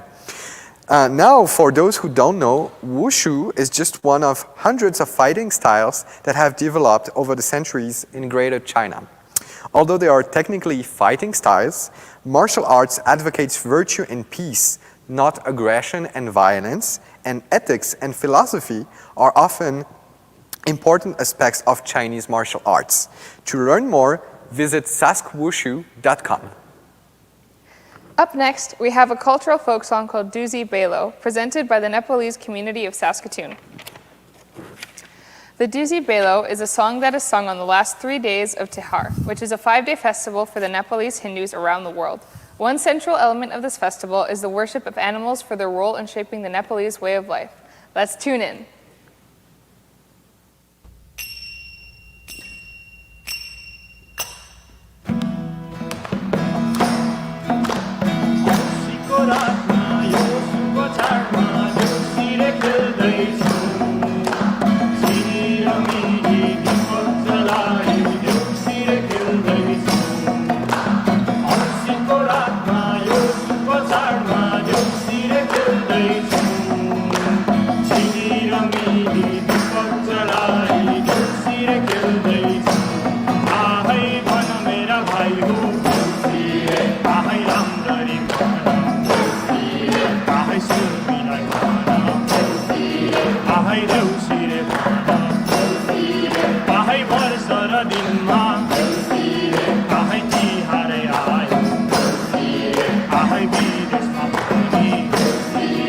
Ahai manaune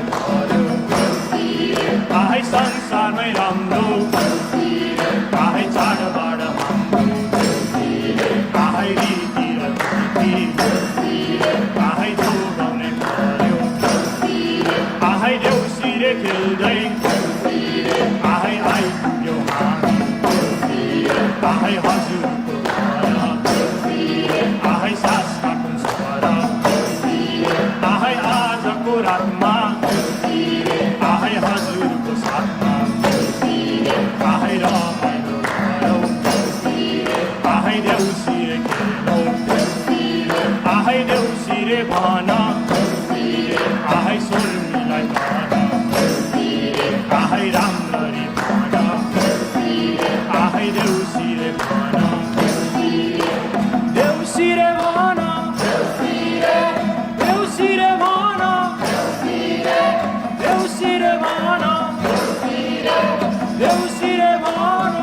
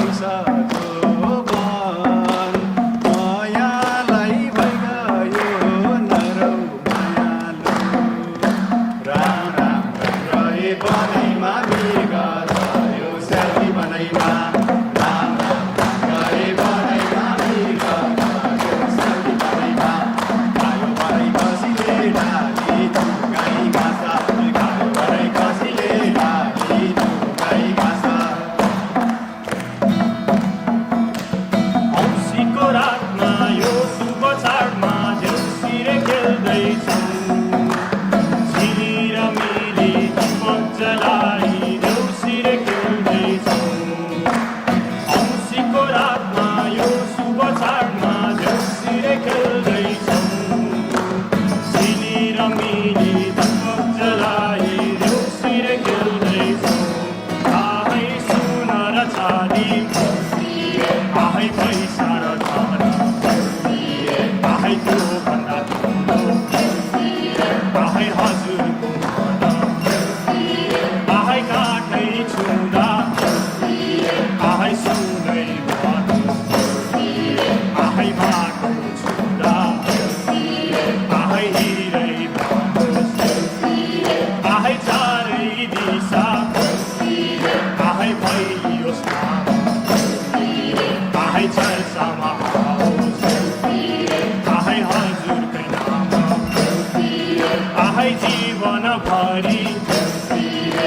Ahai Santi ko sasabos Ahai Yoghara Mari Ahai Lakshmi ko vaso Ahai Hazu kay Mati Ahai Sansada Yasu Ahai Sabay Satumati Ahai Hazu kay Zubos Ahai Himal ko Jiso Ahai Sanglo Pani Ahai Asis Dina Ahai Etinay Janaw Ahai Antama Sabay ko Ahai Pura Hostahana Ahai Deepavali ko Ahai Subha Kamana Ahai Subha Kamana Ahai Subha Kamana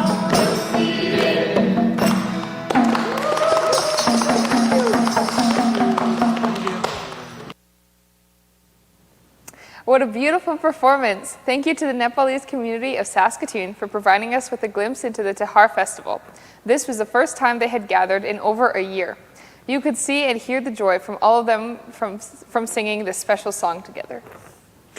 Now, did you know that the sari is one of the oldest garments in the world? Have you ever wondered how to properly wear a sari? The Indian youth ambassadors, Prapti, Shakti, and Ritu, are here to show you how. But first, we have a question submitted by the U of S for our India ambassadors.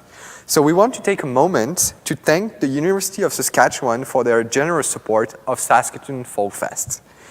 Gord Hanchak is the Associate Vice President, Strategic Communication at the U of S. He asks, I have always enjoyed the celebration of diverse cultures and traditions at Folk Fest.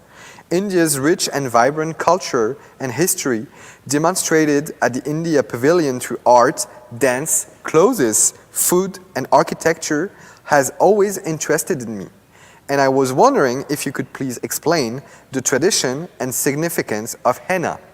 Let's tune in to hear Prapti's answer and learn how to wear a sari. Namaste, my name is Prapti, and you had a great question. So henna is actually also called mehndi. So it was discovered like 5,000 years ago. It was mainly for people who lived in hot deserted areas. It was for like burns and like headaches and something that would cool their body off. But nowadays, since we have like discovered so much of medication, so now like women use henna for like decoration. It's like a temporary tattoo on their hands or feet. It's mainly for marriages or like some like joyous celebrations, and that's basically it. And you can also use henna for your hair, just to dye them in a different color. But that's it. Thank you. Now, whichever legend or story you may choose to believe, the important part is a sari holds a lot of cultural significance in India. It is worn by women all over. It is a form of clothing that makes you look graceful. It covers your entire body while enhancing your natural curves in the most dignified of ways. The sari is really unique in its way that it shows how a woman can manage many things in life while being at ease, while doing her like day-to-day chores and duties, while maintaining like elegance in a sari, which it's is almost as if you can manage a sari, you can manage a household. Anything, because these in things are hard to manage, just so you know. Well, now, saris come in many different forms. You can have something modern, something that I am wearing. And you can have something more traditional, which is what I'm wearing. Yeah, now something like that you would wear to festivals and pujas, which is a Hindu prayer session. And something like this you could wear to more so a party, if you will. Nevertheless, though, whether it's modern or traditional, saris are a timeless trend. You can never go wrong with a beautiful sari. They make you look gorgeous, dazzling, and striking no matter what. So now we'll be welcoming Prapti, one of our fellow youth ambassadors for the India Pavilion, and Kira from the Greek Pavilion, who will be our wonderful participant, to show us how to do this, how to drape the sari in like the traditional way, which is known as the nivi drape, which I just learned yesterday. Now here you have options. Either you can pleat this part as well and have something that Shakti has and have a pleated part, or you can do something that I've done and just leave it open like this. To learn. It's easier if you leave it open and it looks more stylish. Okay. This is pleating. Yes, this is pleating. You just throw it over your shoulder? Yes. Yep. And then for It should just, it shouldn't be too high up. You don't want it too high up. It makes it look really suffocating. You want it to be a little low, just enough so that, you know, it looks like it's there. A little bit higher on, yeah, there we go. It's to because the main part of the palu is to be covering like the chest. It's basically like your shirt aspect. So that looks pretty good. What we would do is, if you look at Prapti's blouse and my blouse, which is like the name for the top, crop top, you'd pin it like somewhere in the right back here, like here. a safety pin here, and then, sometimes in the back as well if you don't want like it to how move. she has it. But since Kira's top is like it doesn't have straps where we can pin it, what we're gonna do, if you could scooch over a little bit, turn around, we'd probably pin it here, like so the camera can see, right here, so that it stays up and that you're not worrying about the palu. But yeah, that was it. You actually just wore your first sari, so congratulations And you on look that. awesome. Oh my God, you look so good. Do a little twirl for us. Yeah. Yes, good job, actually. Hi, I'm Troy Cooper, and I'm the Chief of the Saskatoon Police Service. I have a question for the India Pavilion. In videos, we'll sometimes see cows walking around in large centers in India. Sometimes they're decorated, and I'm just wondering, are cows really sacred in India? And if so, why? Namaste. My name is Ritu Patel, and I'm with the India Pavilion. Thank you, Troy, for this amazing question. Yes, cows are indeed sacred in the Hindu religion. Now, there are many different stories and legends behind this. Some say that according to the Vedas, which are the holiest scriptures of the Hindu, cows represent the universal mother, as they're providers of milk and symbolize life. It is also known that during the ancient times, Hindus relied heavily on the cow for dairy products, to plow their fields, and the use of cow dung as fuel or fertilizer. Now, there are legends that say that within a cow are millions of deities, gods and goddesses that the Hindus worship. Therefore, no matter which legend, story, or myth you may choose to believe, one thing is for certain: cows are sacred in the Hindu religion and cannot be harmed, which is why eating beef is strictly prohibited. Thank you. Well, thank you to Prapti, Shakti, and Ritu for that great sari demonstration and for the informative responses to the Q&As. Be sure to visit our website to see the full tutorial online when it debuts in September. Now, if you're a frequent patron of Folkfest, then you have probably seen a performance of the sword dance before. But have you ever tried to do it yourself? Jesse and Kiva, the Scottish Youth Ambassadors, have prepared a tutorial for you to try it at home. Make some space in your living room and get ready. Please note that they would recommend holding off on using real swords until you have a few years of experience under your belt. After that, we have Kamal Bandara performing a Sri Lankan song that laments pride and gratitude for Sri Lanka. Then, we will head back to the Scottish Pavilion for Strip the Willow from the Glenlily Highland Dancers. Let's check it out.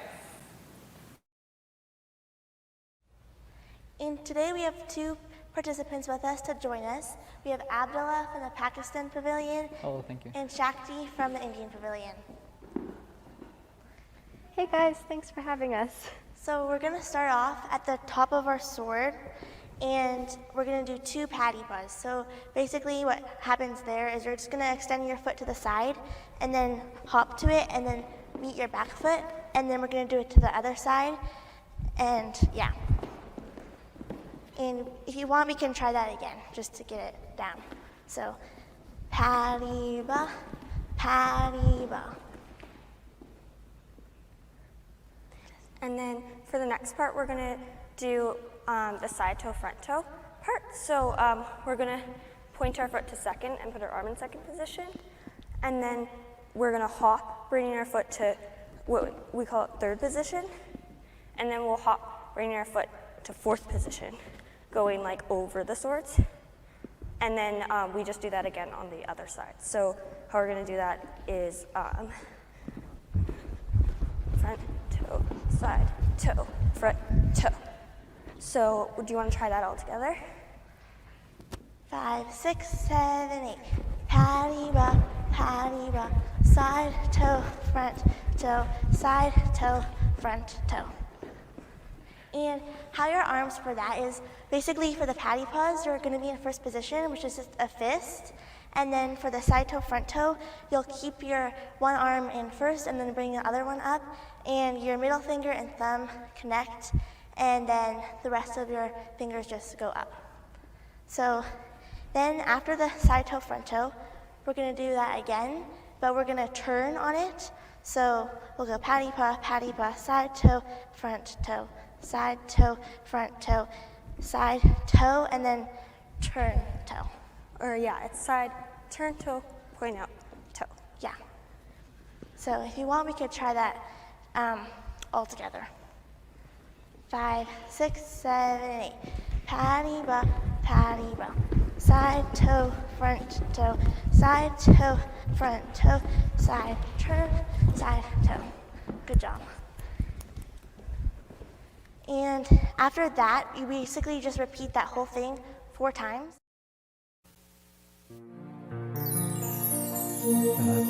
Ratnadeep जन्मभूमि लंकादीप विजय भूमि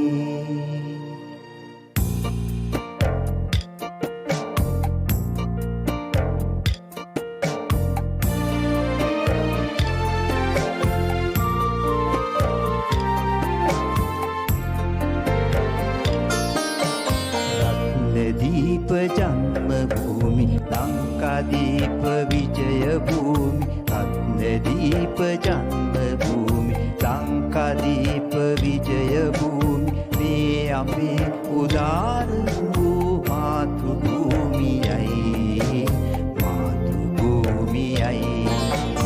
आदि सिंहले वीर भीमुतुण्डे सार उदार मातृभूमियै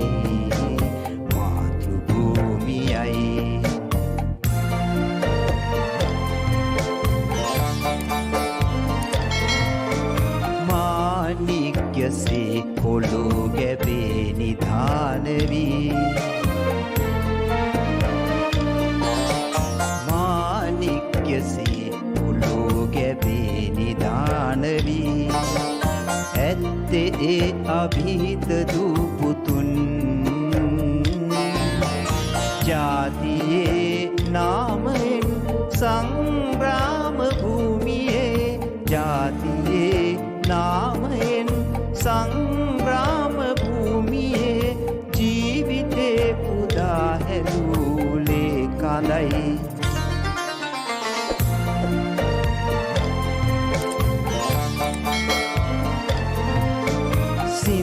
සින්දුපමාන වැව්තලා මතින් නැදී සින්දුපමාන වැව්තලා මතින් නැදී පද්මරේනුයෙන් සුගන්ධ වී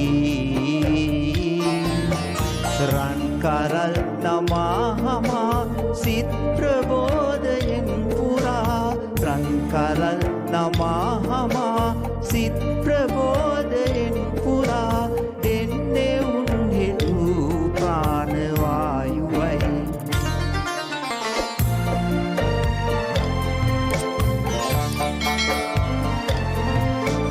गंगा तरंग धावतीरी दीवानिन गंगा तरंग धावतीरी दीवानिन मल पिपी कुलेन कुले हैपी गायना करन्ने आकाशये नगी गायना करन्ने आकाशये नगी वीरयिन्गे असुरावयයි रत्नदीप जन्मभूमि लंकादीप विजय भूमि रत्नदीप जन्मभूमि लंकादीप विजय भूमि ए अपे उदार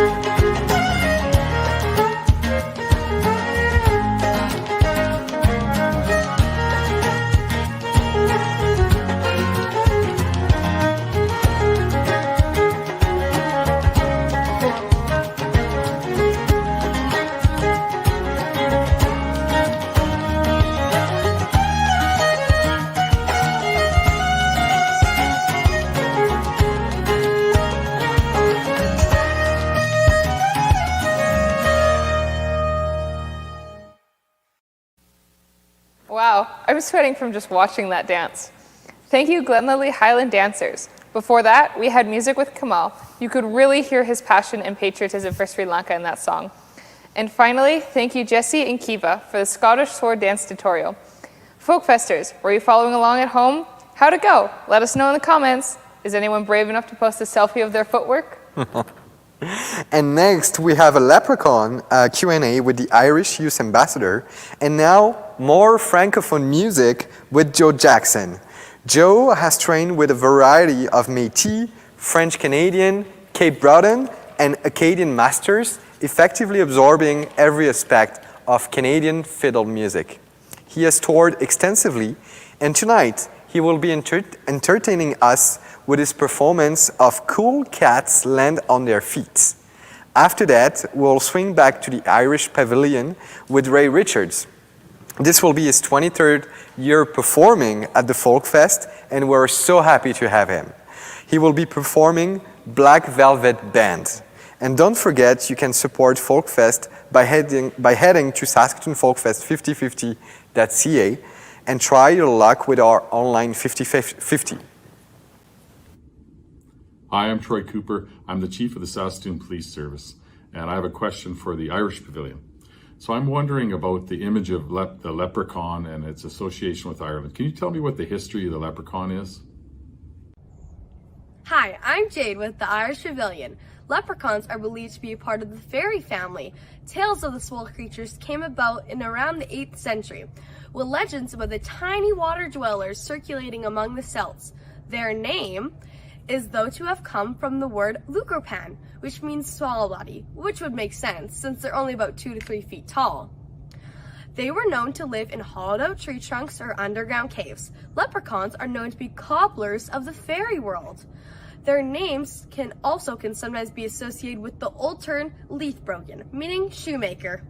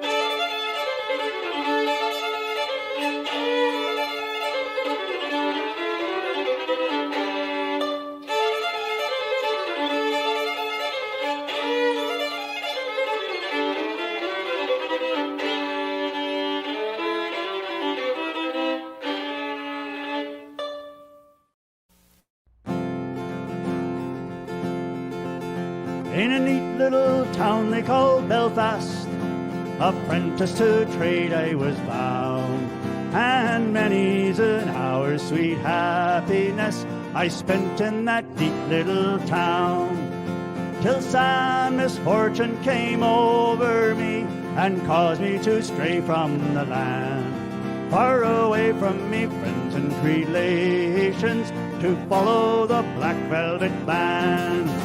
Her eyes, they shone like the diamonds, you'd think she was queen of the land, and her hair hung over her shoulders, tied up with a black velvet band. Well, I was out walking one evening, not meaning to go very far, when I met with a handsome young damsel, 'twas selling her wares at the bar, when a watch she took from a customer and flipped it right into me hand, and the very next thing that you know, me lads, I ends up in Van Diemen's Land. Her eyes, they shone like the diamonds, you'd think she was queen of the land, and her hair hung over her shoulders, tied up with a black velvet band. Next morning before judge and jury, for trial I had to appear, and the judge, he said to me, young man, the case against you is quite clear, and 7 long years is your sentence, well, you're going to Van Diemen's Land, far away from your friends and relations, betrayed by that black velvet band. Her eyes, they shone like the diamonds, you'd think she was queen of the land, and her hair hung over her shoulders, tied up with a black velvet band.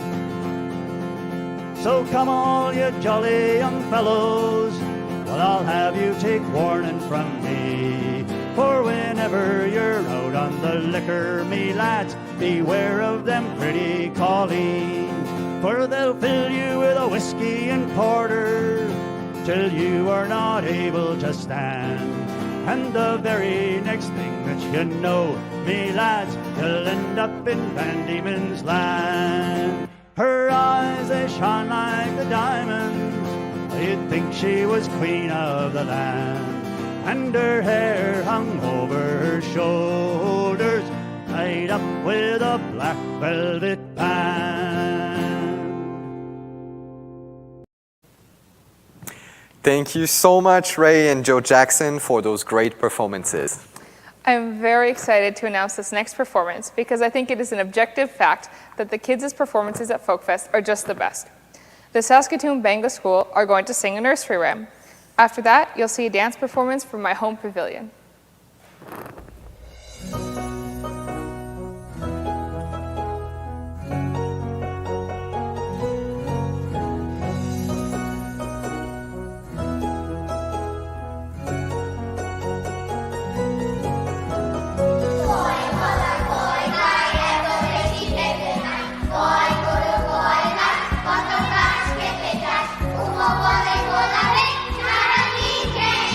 Wow.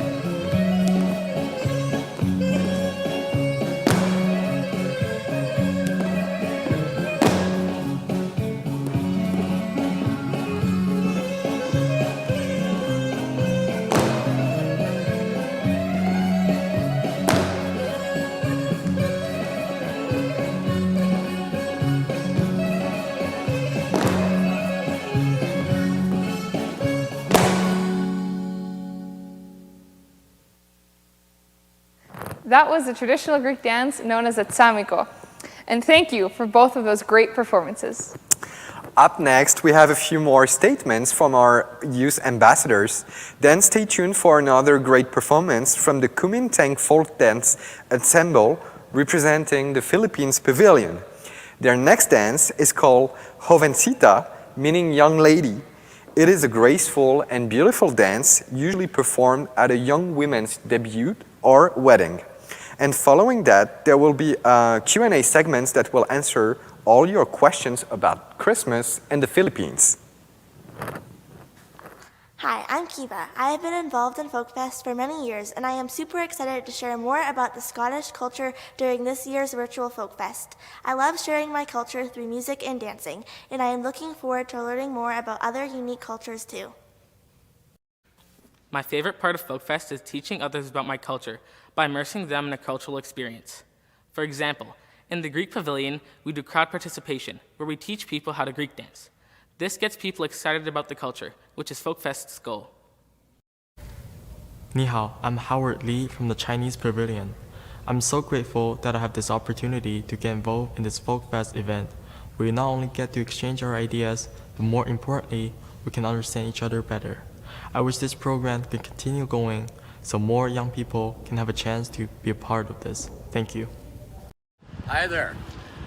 A lot of people might not know this, but Tagalog is the second most used language in Saskatoon behind English, not just in Ward 3, but in all of Saskatoon. I've had the very great pleasure of meeting a lot of Filipinos over the last year or so. And you know what? Last September, during the campaign, I walked into a Pinoy store and I heard Christmas music in September. So my question, can you help us understand the importance of Christmas for Filipinos and how they celebrate it within their families? Mabuhay! My name is Adrian, and I'd like to thank Councillor Curtin for his wonderful question about the cultural significance of Christmas to the Philippines. So Christmas, or Pasko as we like to call it in Tagalog, is arguably the biggest celebration and gathering for the entire year in the Philippines. Being a majority Catholic country with 80% of the country being Catholics, it is a widely observed holiday all across the islands. So, like in Canada, most Filipino families like to celebrate Christmas by coming together and eating a lot of food. One of the dishes that our family likes to serve is called lechon, which is an entire roasted pig that is usually served with an apple in its mouth. And of course, you can't have a Filipino gathering without pancit, which is stir-fried noodles with lots of veggies in it. So I hope that helps you learn a bit more about how we like to celebrate Christmas in the Philippines.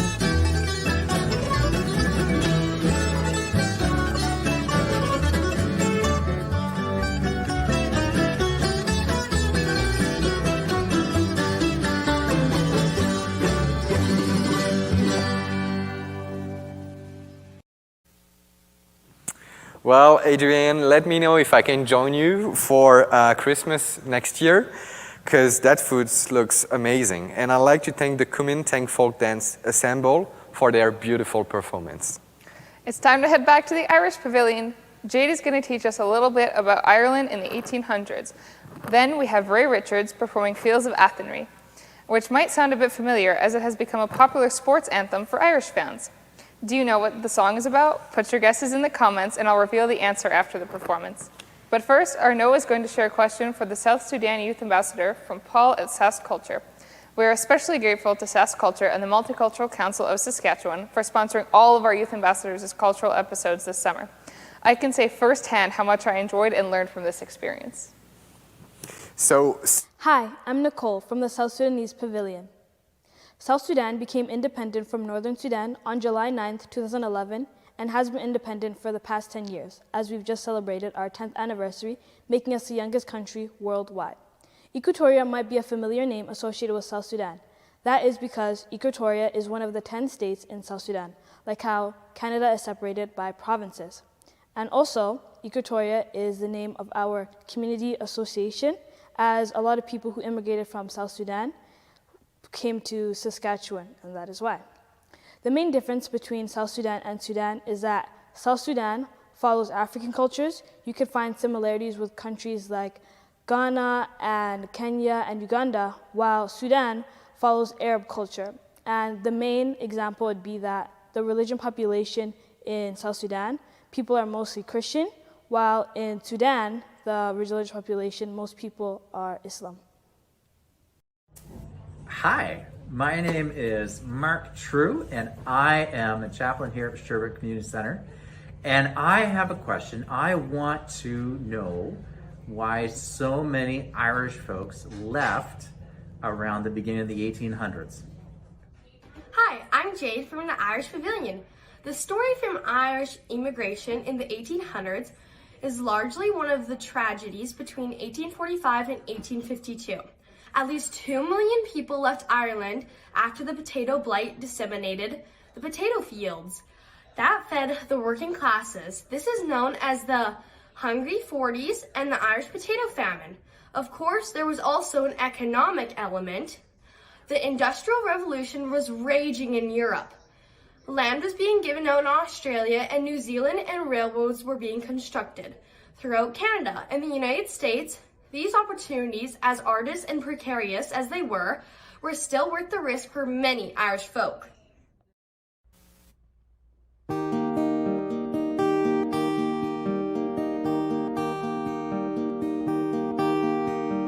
Near a lonely prison wall, he heard a young maid calling, Michael, they have taken you away,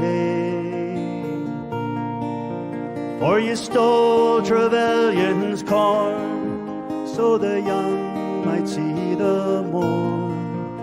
The prison ship lies waiting in the bay.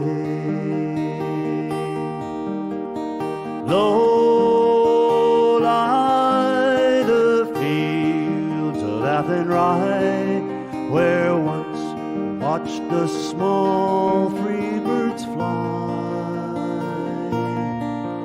Our love was on the wing, we had dreams and songs to sing, so lonely round the fields of Athenry.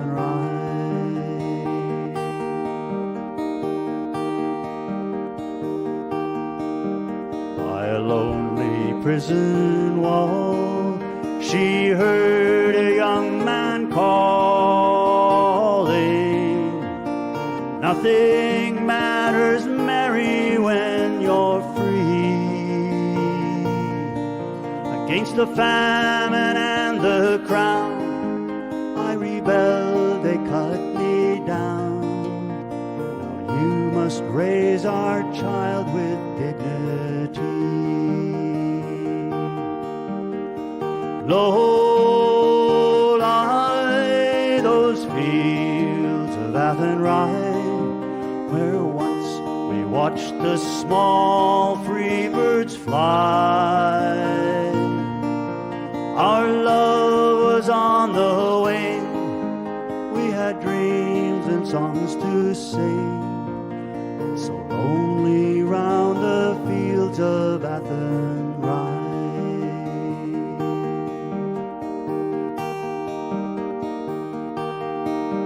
By a lonely harbor wall, she watched the last stars falling as the prison ship sailed out against the sky. Sure she'll wait and hope and pray for her love in Botany Bay. So lonely round those fields of Athenry. Low lie the fields of Athenry, where once we watched the small free birds fly. Our love was on the wing. We had dreams and songs to sing. So lonely round those fields of Athenry. So lonely round the fields of Athenry. So lonely round the fields of Athenry.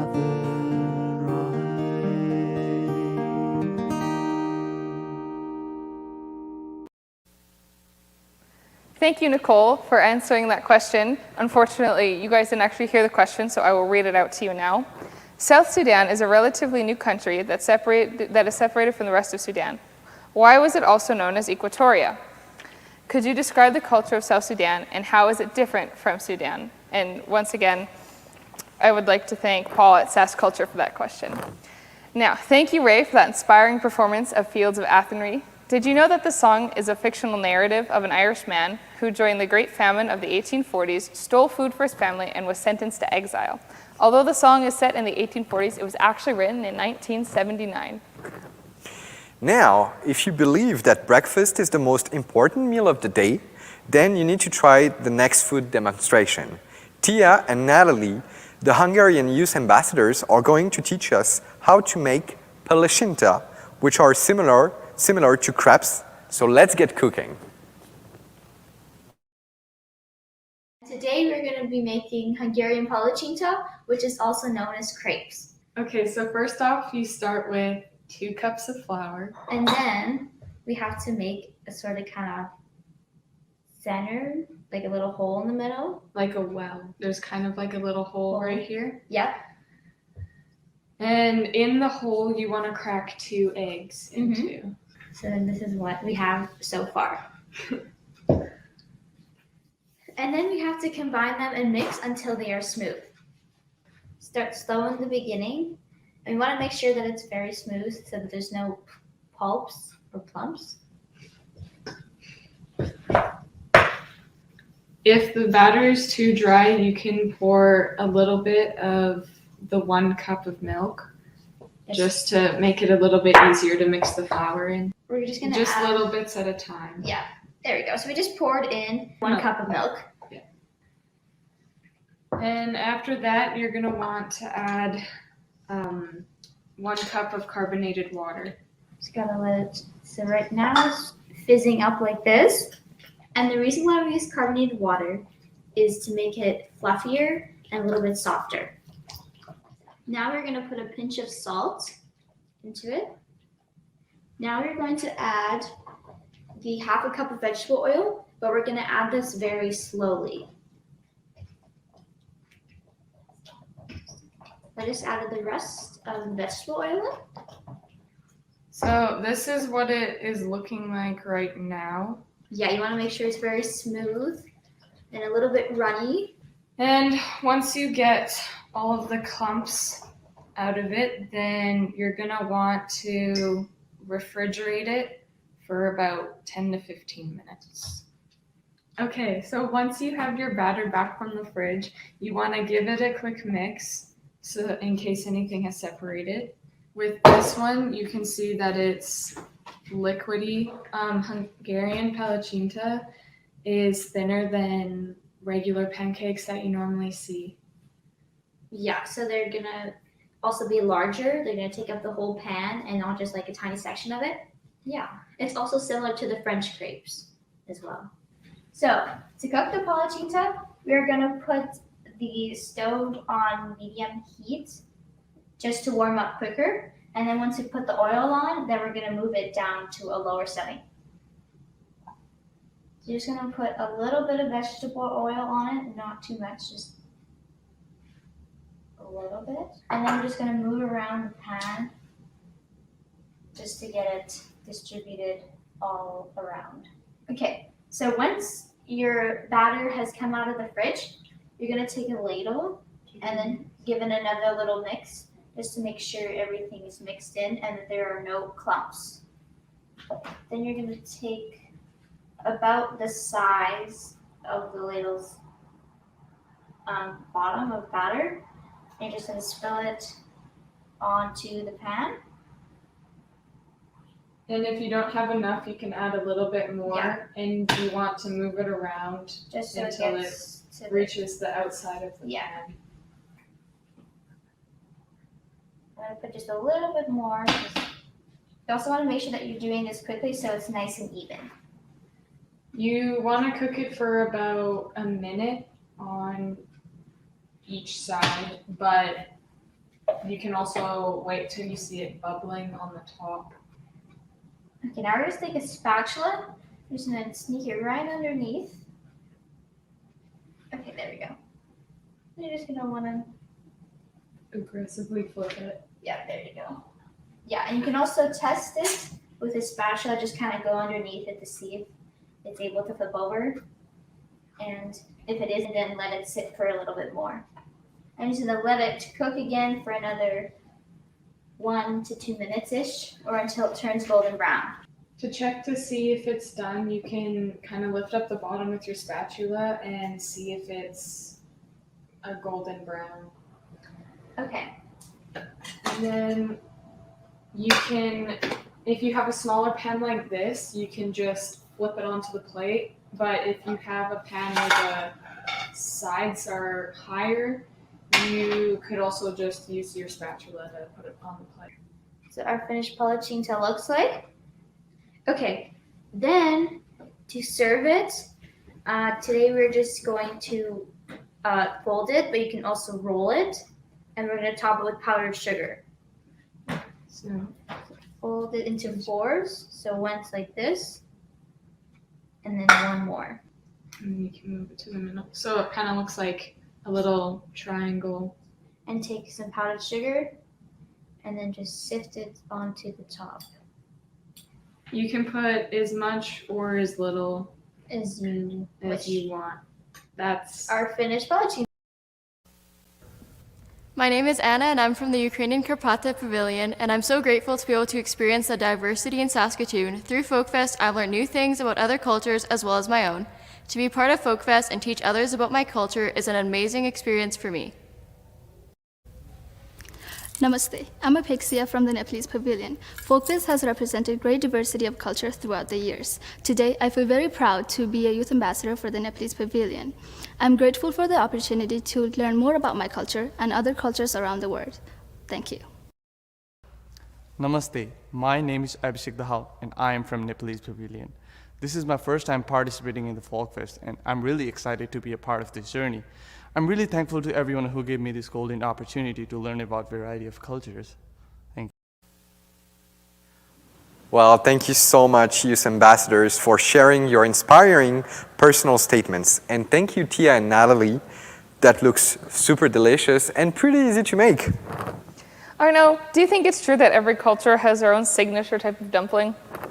Are dumplings potentially a uniting force that every culture has in common? Just something to consider while we watch the next segment. Praveen will show us how to make one of the most popular dishes in Nepal, momo, Nepalese dumplings.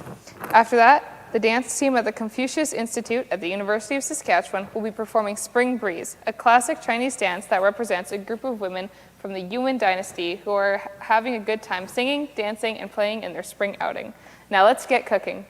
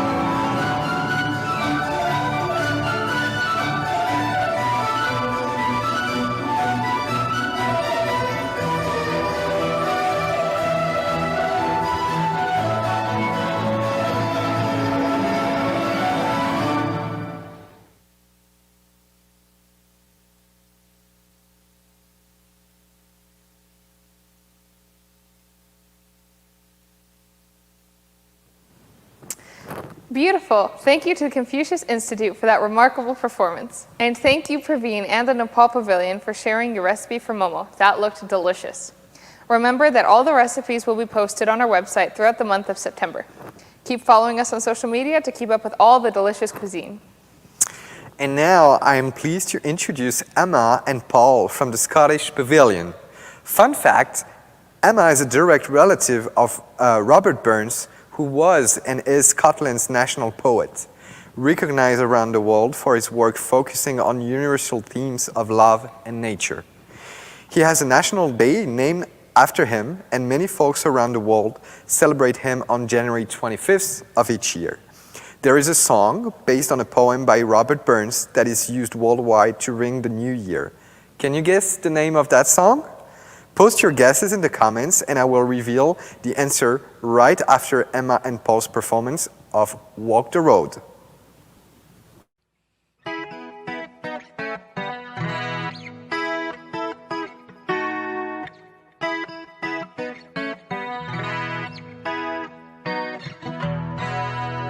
Think not of casting off your dreams when the road goes on forever.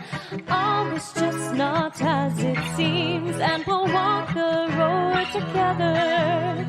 All the way through wind and rain, I will never deceive my heart again. Hand in hand across the land, and we'll walk the road together.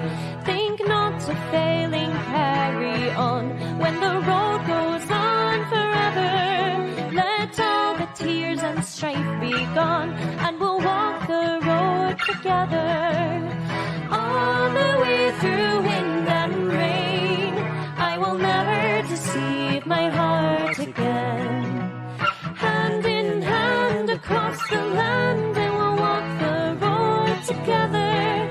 Think not of stopping in the strife when the road goes on forever. Let joy and happiness be right, and we'll walk the road together. All the way through wind and rain, I will never deceive my heart again. Hand in hand across the land, and we'll walk the road together. Think not of hills and mountains high when the road goes on forever. We'll lift our hearts up to the sky, and we'll walk the road together.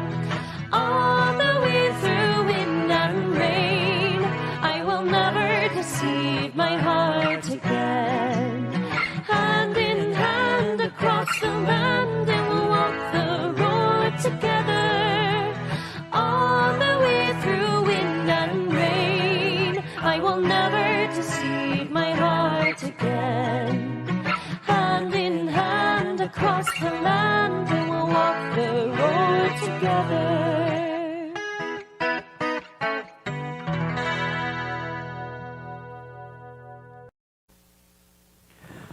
Thank you so much, Emma and Paul. That was beautiful. Now, some of you have been guessing in the comments, and I'm happy to reveal the answer. If you've ever heard Auld Lang Syne sung to ring in the new year, then you have heard one of Robert Burns' great works. We are near the end of our show tonight, and I'm pleased to introduce some of my fellow youth ambassadors to wrap up. Due to unforeseen circumstances, Abdullah and Muiz were only able to film their cultural episode 3 days ago. They pulled through and put together a really fun and informative trivia game about Pakistan. We'll show you a short clip of their cultural episode, but you'll have to check our website or on social media to watch for the debut of the full episode. First, we'll also be answering our last questions of the night. There are more Q&As tomorrow night, so we hope you're able to join us again. Hello, this is Fire Chief Morgan Hawkle with the Saskatoon Fire Department. Thank you for the opportunity to submit a question for Culture Connect. Mehndi is an important part of wedding celebrations. Can you tell me about other traditions and celebrations that are practiced in your family?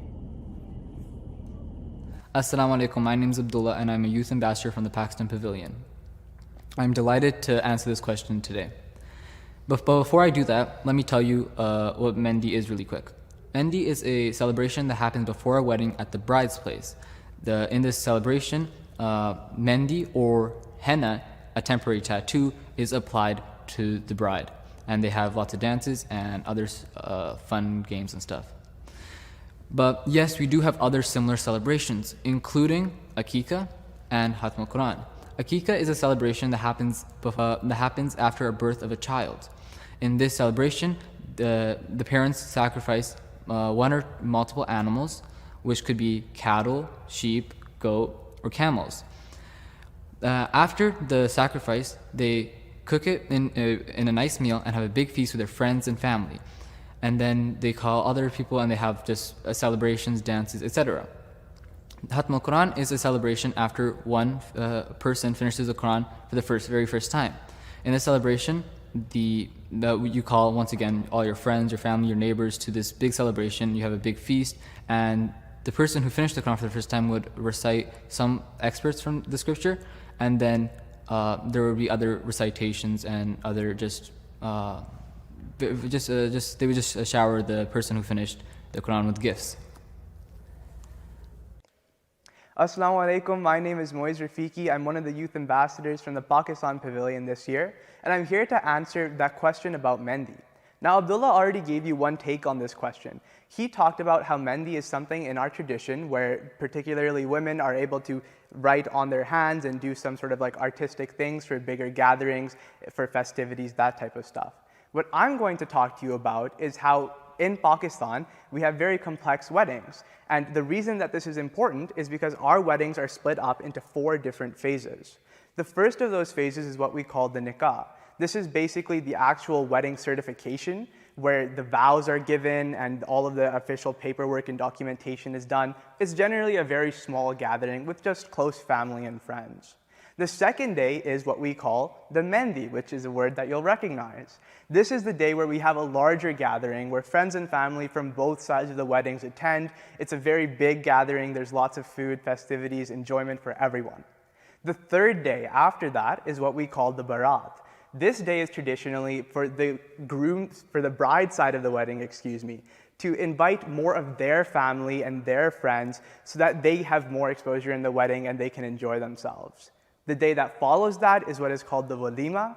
This is the day that's the opposite, where the groom side of the wedding now is able to invite more of their friends and family so that they can enjoy the event as well. The reason that there are so many different stages to this in Pakistani weddings is because part of the complexity comes from the religion, Islam, being that Pakistan is an Islamic country. So we have things like the nikah and the walima, which are part of Islamic tradition. And then there are other parts which tradition and culture within that country itself has added on to the tradition. So things like the Mendi and things like the Barat are just cultural additions to what would otherwise be a religious tradition.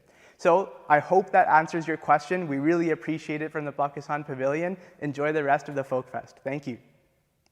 Hi, City Councilor Darren Hill here. My question is about Pakistan and the education system. I'm wondering which orders of government are responsible for education in Pakistan, and if there's more than one, what are their areas of responsibility?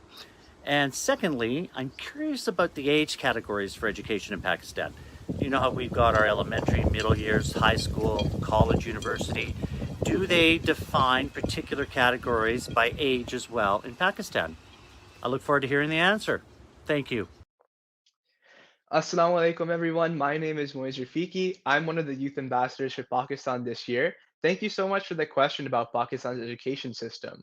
Now, the first part of the question was what levels of government are responsible for education. And similarly to Canada, although there is some federal mandates for like what the basic standards have to be, each province does have control over how they want to specifically implement education within their region. Regarding the second part of the question, the way that school systems are structured there in terms of age groups are we have primary school for kids in kindergarten to grade 5. Then we have middle school for kids in grade 6 to 8. After that, there's high school for kids in grade 9 to 10. And grade 11 and 12 kids, we actually call that college. So that's a little bit of a difference. Here, grade 9 to 12 is all considered just high school, but there, 9 and 10 is separate, and then 11 and 12 is what we call college. After grade 12, similarly to here, you would go to university. So usually each of these different levels of education do have like different locations, like you would have different schools for each of them, but generally the level of education or the material that you're being taught universally is kind of the same around the world in terms of what you're going to get at each relative age level. So I hope that answers your question. Thank you so much for asking.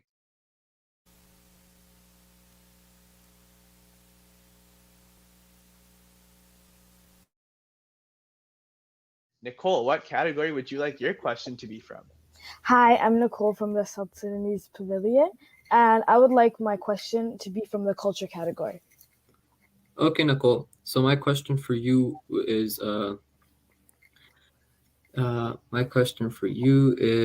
what is the national sport of Pakistan? The national sport of Pakistan is field hockey. Correct. Yeah. Awesome. I think we gave Nicole an easier question, to be fair, but good job either way. That's actually a common misconception. Like Abdullah mentioned in the when he was giving the information, cricket is super popular in Pakistan. Mhm. Like more people know about it or watch it or play it. But Yeah. the actual national sport is field hockey, similar to probably here the same way it's like with hockey and lacrosse, right? Hockey Yeah. is a lot more popular, but technically our national sport in Canada is lacrosse, if I'm not mistaken, Exactly. right? So Pretty sure. it's a similar thing there. Yeah. Awesome, good job, Nicole. Thank you. Let's give Howard another chance here to redeem himself. Howard, what category would you like your next question to be from? I'll choose history again. History again. Okay. So, Howard, when was Pakistan founded? And I know you might want multiple choice, so here are some options. It should be 1947, right? Oh, well, you got it right then. He doesn't need multiple choice. Howard's on point this time. Awesome, good job. Thank you. Yeah. Thank you, Muiz and Abdullah. I learned so much about Pakistan and its culture. And that marks the end of tonight's performance. Thank you so much for joining us for Culture Connect, and we hope to see you again tomorrow at tomorrow night at 7 p.m. For a whole new round of amazing cultural performances and demonstrations. Thank you. I want to take a moment to thank all the amazing people that have been involved in this year's edition and helped to make this event happen. And I also would like to take a moment to thank my great co-host, Kira, that was with me tonight. And I won't be here tomorrow, but you'll see more of my trivia, the Francophone trivia, so brush up your Francophone knowledge. And remember to snap up your 50/50 tickets online soon. The draw takes place, remember, on August 24th at noon. I was your host, Arnaud. Merci beaucoup et bonne nuit.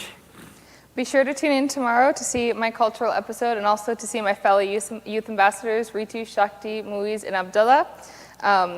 Kalinita Kayasas, good night and thank you.